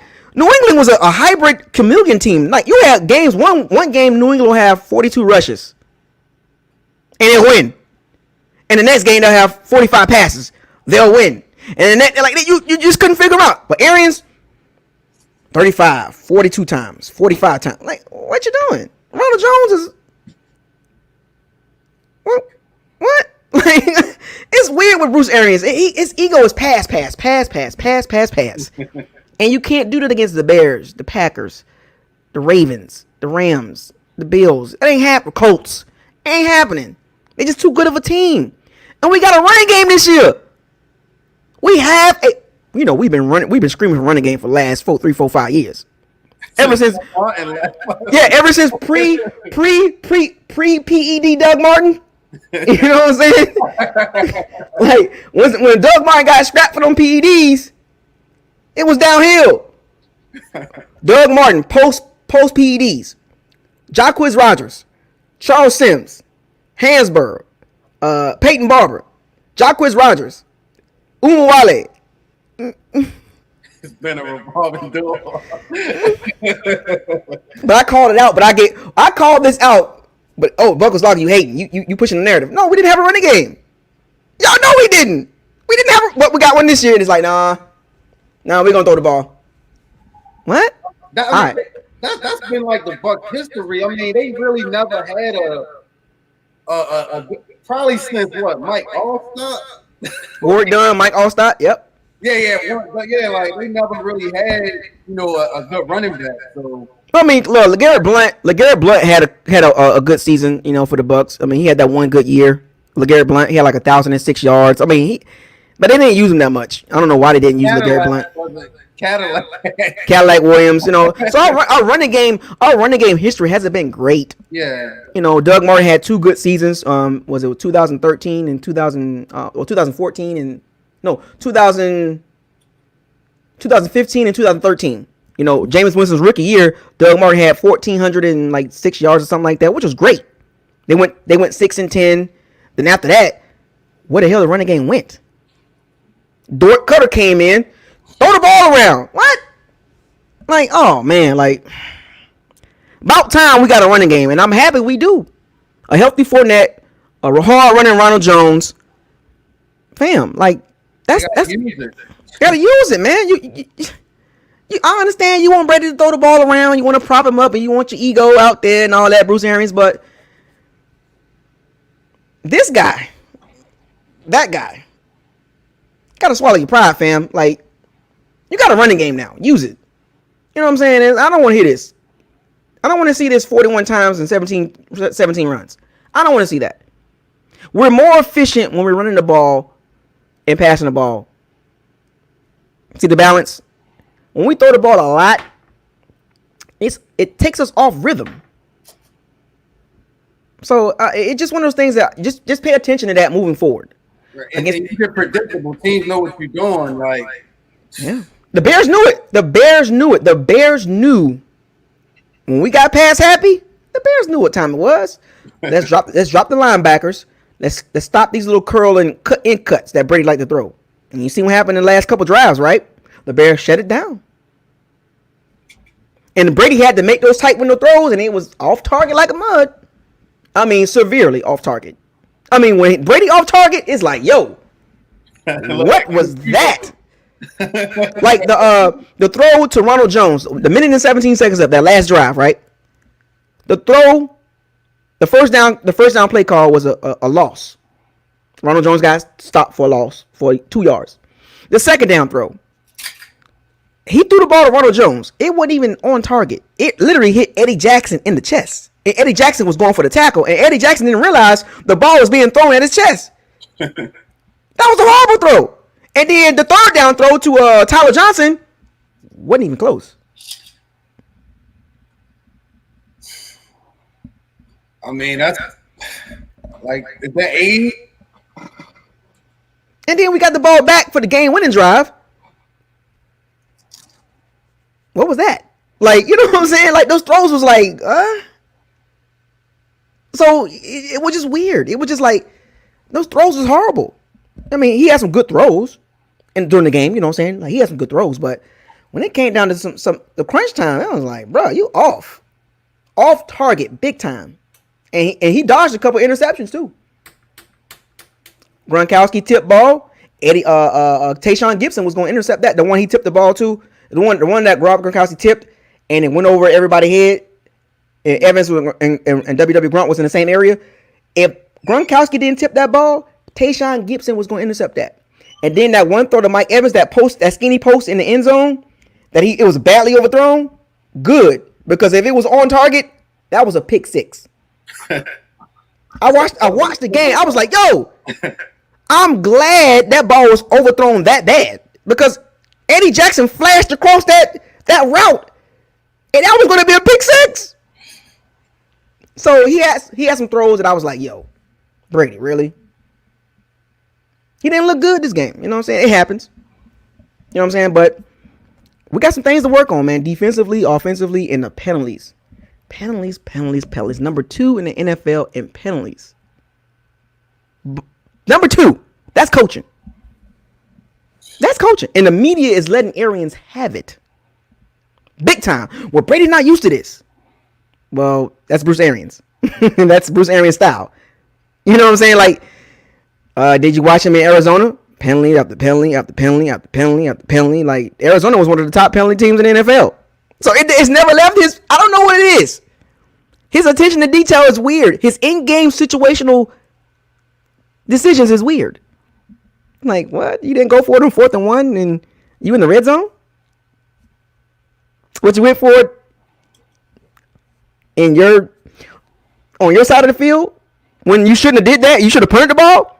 But when you get into a position to go for it when it made sense, you didn't do it. You kicked the field goal. I mean, he's not we know that he's not an elite coach. He's not a top 10 coach, so you can expect that. True. That's a good. That's a good call. Ready. That's a good one. I'm glad you're one of the few fans I've seen say this. That like you basically came out and said Bruce Arians is not an elite coach. Yeah, he's not. So why do you think he's not elite? Does this game Did this game show you why he's not elite? No, it's been more than just this past game. Like in my opinion, like I say he's just like average. I say he's between 10 to 15 if you were to rank all coaches. Mm-hmm. Like I don't consider him like in the same category with like I'm not even going to mention Bill Belichick. It's not even fair. It's like let's just say Mike Tomlin from the Steelers. Not even close. Yeah, you're right. Yeah, I wouldn't say he's even close to that. Like, I think the Bucs should have actually kept him when he was on the Bucs. He was the guy that was supposed to have been the Bucs next game coach. Yeah. A lot of people forget that. He was on the staff. He was on it. Leslie Frazier, Bill's top defense. He was on the staff too. Yeah, we let a couple get away. It's cool.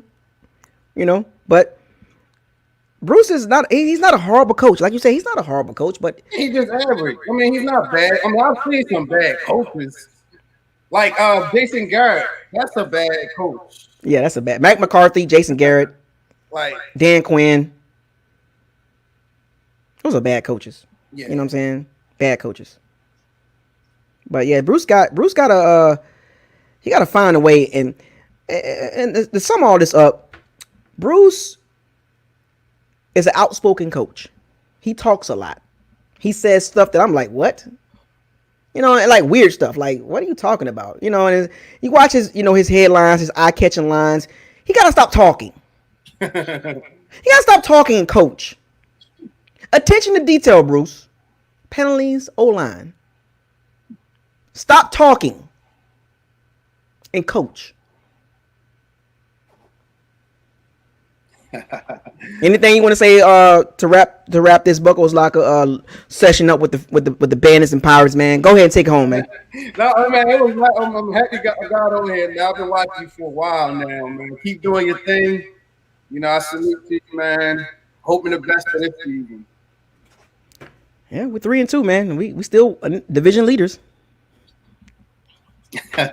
Win your division. Hey, but that same game is going to be the game. Like, that's the game that's going to decide a lot of stuff. Like, it's going to be it's going to be a lot riding on that game because if the Bucs lose, it's going to be a lot of panic. And if the Bucs win, it's going to be a lot of celebration.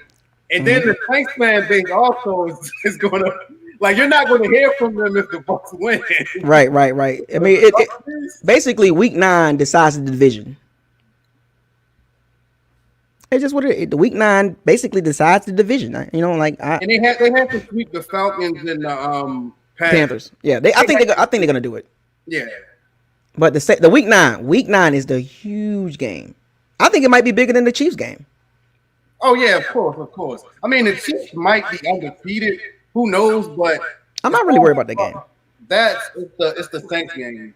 Because Drew Brees haven't even been looking good himself. Now he's getting better, but I live in New Orleans, so I follow the Panthers, the Falcons, and the Saints very closely because division rivals. So you have to pay attention to them because you got to win your division. So I watch their channels, I watch their fan bases, I get a feel for what's going on.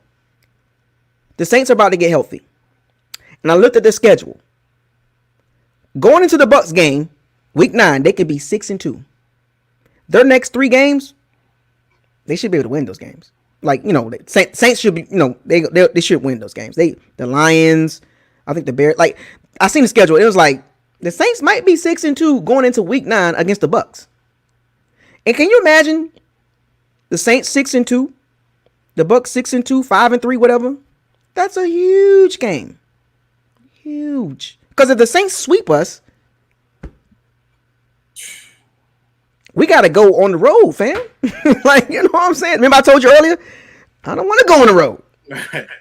The thing about New Orleans, I wouldn't be scared to go into New Orleans because, like, there's no fans there and it's inside. Now, Green Bay, well, I'd be scared to go there, of course. Seattle, Green Bay. But for some, New Orleans, they lost 2 years in a row, I believe, in New Orleans. It's like they've been going in there. Them calls are weird. They got some bad calls though. Let's be real. They got some bad calls. The Rams call, that was horrible. I mean, but it's just something about that dome. It's not scary as it used to be. No. I mean, I've been to the game. I've been to the dome. You know what I'm saying? It's a rocking place. It's very loud there. You know what I'm saying? And I think week 9 that's the season right there. I got a feeling like week 9, like it's almost like a lot. It's just so much riding on week 9. You know, like golly, like I don't want us to lose that game. Like I got us winning that game, by the way. So, it's just too big. It's too big of a game to lose. You know what I'm saying? Like, cause it's almost like losing that game. It like deflates the division. Like, damn, we can't win the division because the Saints gonna keep winning. They too good of a team. Let's be real. The Saints are a playoff team. Oh you know, yeah, of course, yeah. You know they're a playoff team. You know, yeah, I know Drew Brees is struggling, but they'll win to the playoffs. They'll go to the playoffs, and we just gotta beat them. That's our competition. Forget the Chiefs. Forget the Packers. It's the goddamn Saints. They always say, win your division. I mean, they could play 3 times this year. Who knows? That would be crazy. That will be crazy. It's like the third game. That would be just. Oh, that'd be crazy. But I'm gonna find a way to the game. I'm gonna find a way to the game. I know that. Like I don't remember the last time that even happened. Like a team played 3 times. I don't remember. I mean, I'm sure the Ravens and Steelers probably did it a couple times, but yeah. It's crazy. Yeah, but we just got to clean up some stuff, man. And I'm looking forward to the Packers game. That's a major measuring stick for us because there's certain games in the season it's a measuring stick. Packers, Saints, Chiefs, Rams. Those couple games right there, those are measuring sticks. You know, where we at? What we looking like? Checkpoints, I call them. Checkpoints. You know, so we got a checkpoint game next week. I thought this week was going to be, 4-1, you know. It's not a checkpoint game. Surprise, 3-2. You know what I'm saying? Devontae Adams playing? Yeah. Oh, he's going to play. Oh. They held him out of the Falcons game. Yeah, they know what they're doing. They know what time it is. Packers are an elite organization. Top to bottom. Sustainability. The Bucs don't have that. Steelers, Packers, Seahawks, Patriots, Chiefs, elite organizations. See how that sounds? The Bucs are not an elite organization. I'm being real. Too many head coaches, too many changes, too many bad drafts. You can't be elite when you have those 3 things. So we're getting there though. We're moving up the chain. We're moving up the charts. We're getting there. We're becoming a better organization. And stuff like that. So it just takes time. Organizations and Ravens are another elite organization. You know what I'm saying? So it just takes time to get to that point. Saints, it just takes time. And we're getting there. And this year will be a good jumping point to be upper echelon organization. If we can get through this season and do what we got to do. And then we have another draft next year and get some more O linemen and some D linemen next year. Oh man, you ain't telling me nothing next year. O lineman for sure though. Oh, first I would say I know it sounds kind of crazy saying ahead of schedule, but for the 2021 draft, O line first round, D line second round, or running back, or if we don't sign Fournette, but in third round, D line, O line. We got enough secondary. I don't want to hear no more secondary. I don't want to hear none of that. We got enough. Get the trenches settled. Period. I don't want to hear another cornerback, another safety being drafted, linebacker. Fans don't like the O-line pick because it's not a sexy position. Oh, I bet they like it this year. I mean, like, they say O-lineman first round pick. They're like, huh? What? They want the wide receiver. I guarantee you can ask any Bucs fan in this chat room that's still around after 3 hours and 44 seconds or 44 minutes, or any Bucs fan in the Facebook groups. Ask him next year, who would you like to draft? I guarantee you, they gonna say O-line and D-line. It ain't gonna be we don't need no. I guarantee you, O-line, D-line, first 3 rounds. First 3. And if we get Travis Etienne or Chuba Hubbard or Najee Harris or one of them, if they fall in the second round, and if we don't sign Leonard Fournette, if we don't re-sign him, but we got to have another running back, maybe we can slide a running back in there. But D-line, I would put. I mean, D-line is. Would you say is a major concern? Because think about it. Depth. We got no depth. Zach Bird, I think if he can get back to what he was last year, he would like eliminate a lot of the D-line issues. Depth. They just drafted a D tackle last year in the first round. We need depth.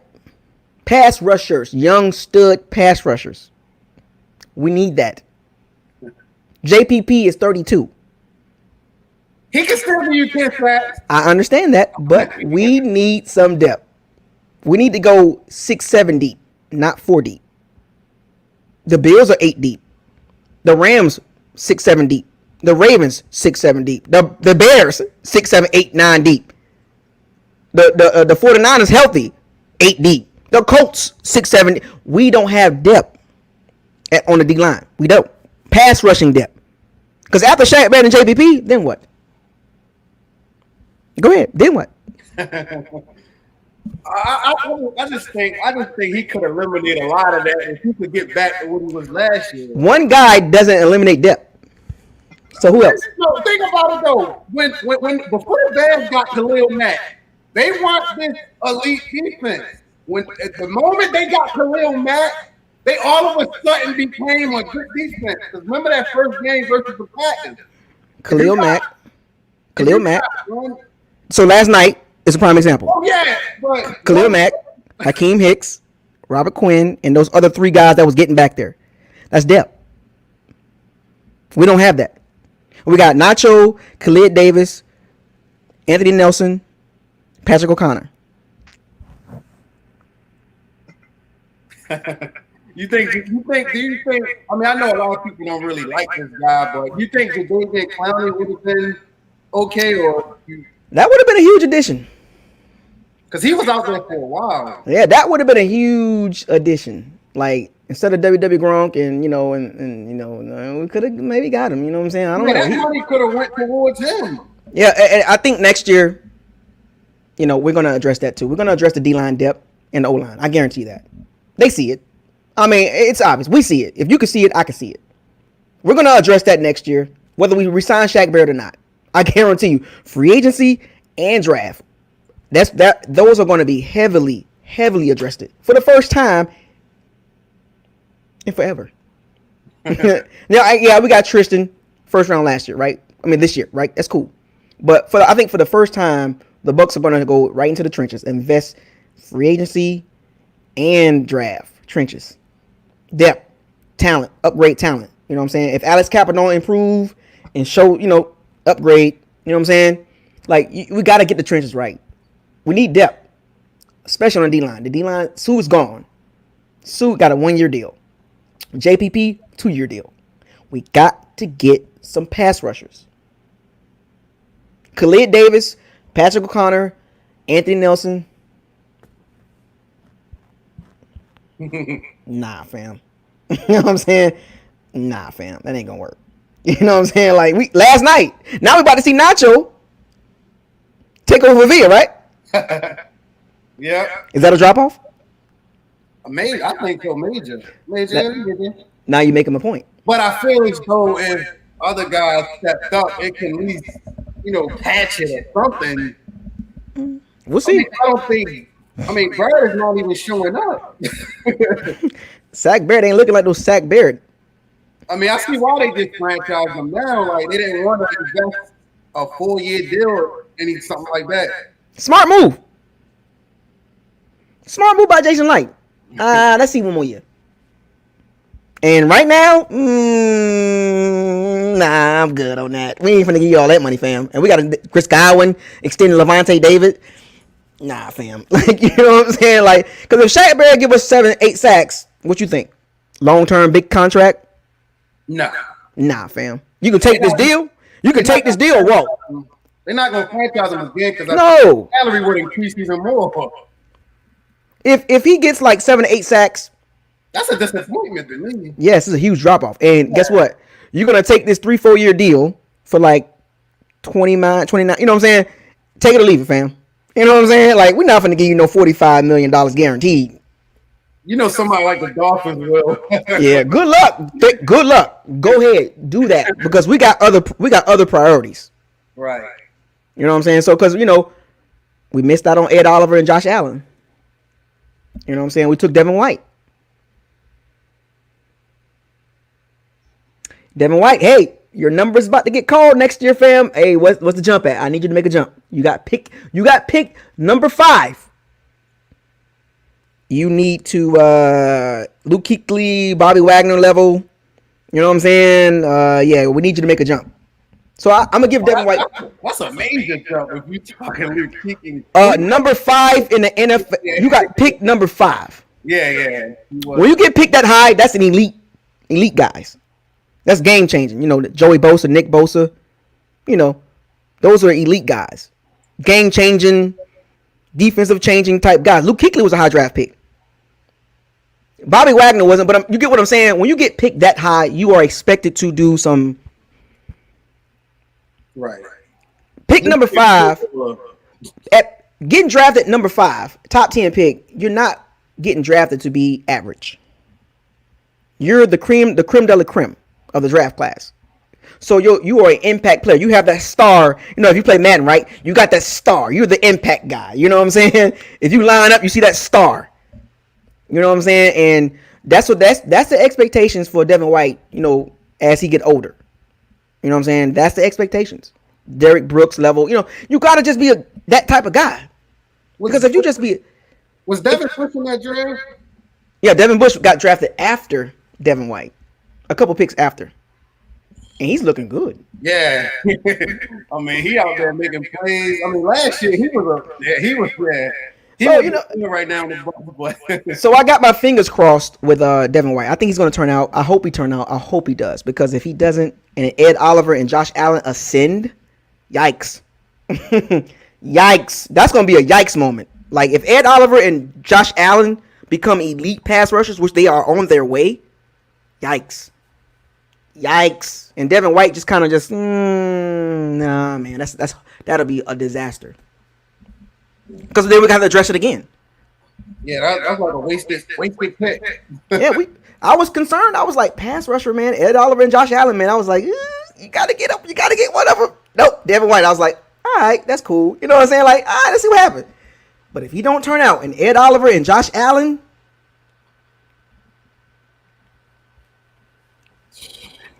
oh boy, like, that's gonna hurt. That's gonna sting. That's gonna sting. We'll be okay though. I like the way the franchise heading. I like the way this season heading. That we're a little off schedule, but we'll be okay. And they can use this like you said, they got 2-year window with Brady.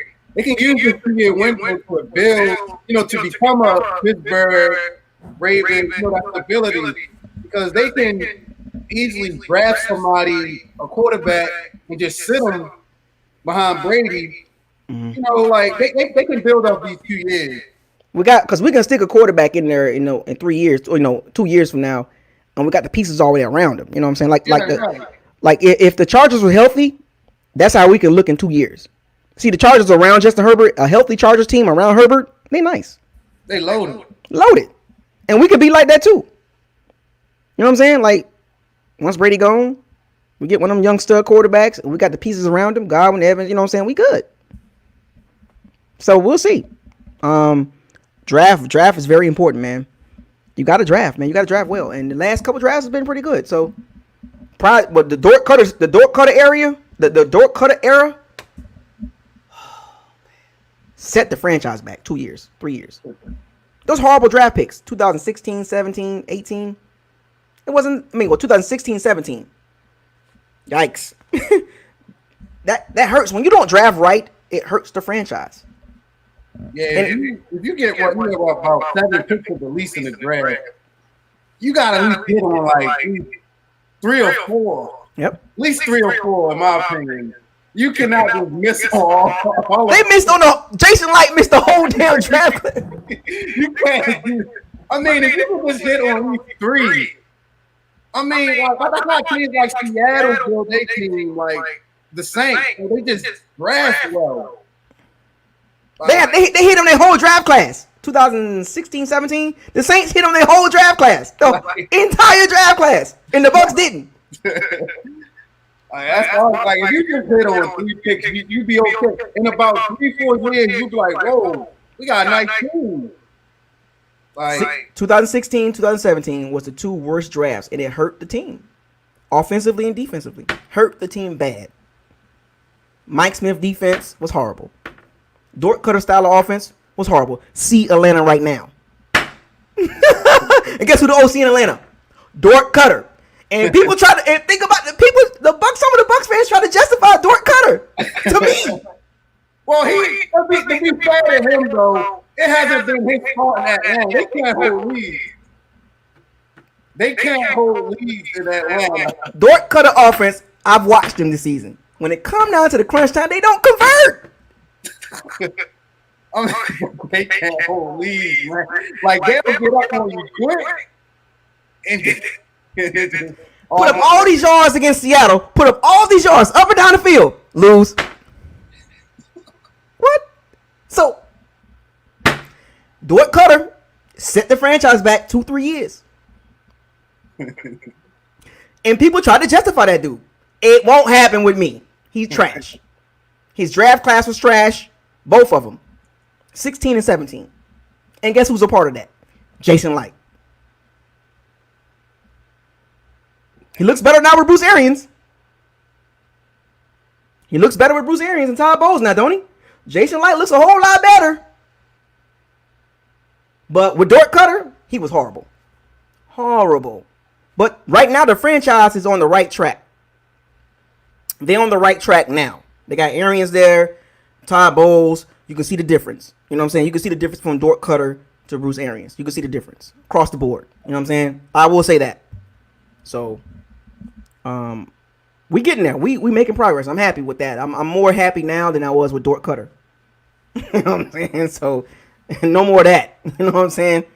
But we're 3-2, man. We got work to do. We got the Packers next, man, and it's gonna be a dog fight. We got to score points. We got to score points. It was nice talking to you, man. Yeah, man. You know how to close it out, man. We working on 4 hours now. I took 4 hours out of my day to talk to you fans about last night game, and I brought everybody on I could. So I shouts out to everybody that came in the live chat that's been around since 4 hours ago. There's a lot of information in this video, so if you want to go rewatch it, there's a lot of good information from the Bandits and Pirates, from me. We had a Bears fan come on and run his mouth about his win and all that, and trying to trash us like we was bad and all that. But I took 4 hours out of my day because I didn't have nothing to do on a Friday. We got a hurricane right now, Hurricane Delta, and I had nothing to do, so I spent it with you guys. So you never can say Buckles Locker don't spend time with the Bandits and Pirates. I did it for y'all because I had nothing to do. So, born ready. Appreciate you, man. I had you here to close it out, man. You had some good information. We had good dialogue, man. I like having good dialogue with the Pirates and the Bandits. You know, I like to give back to the fans. I will be doing more giveaways, so stay tuned for that. I'll probably do giveaways for the big games. All the big games this season, I'll probably do giveaways for that. So stay tuned for that. I'm working. I'm trying to improve some things. Backdrop, camera, mic. Appreciate the super chats. The Rays won. See the Rays won. See the Rays. See what I told you? Title Town. The Rays won. Yeah, like I said, Bucks, do your job. Do your job, Bruce Arians. The Rays are going to the World Series. Bucks, get your sugar honey iced tea together. Okay? But I'm happy with the live chat. I'm happy with this live stream because there was a lot of dialogue, a lot of good information. And I'm gonna do this, a couple times, years. Like I'll probably do another one in a couple weeks. I might do one after the Packers game. You know what I'm saying? Because that's a big game. So I know we're gonna have a lot to talk about then too. So, and I'm definitely doing one for the Saints game, just like this, and the Chiefs game, just like this. So be ready for those games. A matter of fact, I'm gonna make I'm gonna put it on the schedule. I'm gonna put it out there already so y'all can see what day it's gonna be, when it's gonna be. So I'm gonna put that ahead of the event. So stay tuned for the live streams, bringing you guys on, getting y'all feedback, and y'all do y'all thing, man. I'm gonna let y'all next time. I'm just gonna not say nothing. I'm gonna let y'all talk. You know what I'm saying? I know y'all be wanting to ask me questions, but I think I'm gonna just let y'all talk next time. I'm gonna just be quiet. You know what I'm saying? But other than that, shouts out to all the bandits, the pirates, everybody across the Bucks community. Keep supporting the team. I know it was a tough loss. It's okay. We'll be all right. We got the Packers next. Keep your head up. Support the team. Whether you like the channel or you don't like the channel, I got nothing but love for you guys out there. Subscribe, like, comment, share. Make sure you hit the notification bell icon on the videos to notify you when these videos drop on this channel. So with that being said and born ready, I want you to fire those cannons, seize the day, raise the flag, and y'all know my slogan, hashtag ain't no chill, hashtag no excuses, hashtag Super Bowl or bust. Buckles lock out. Peace.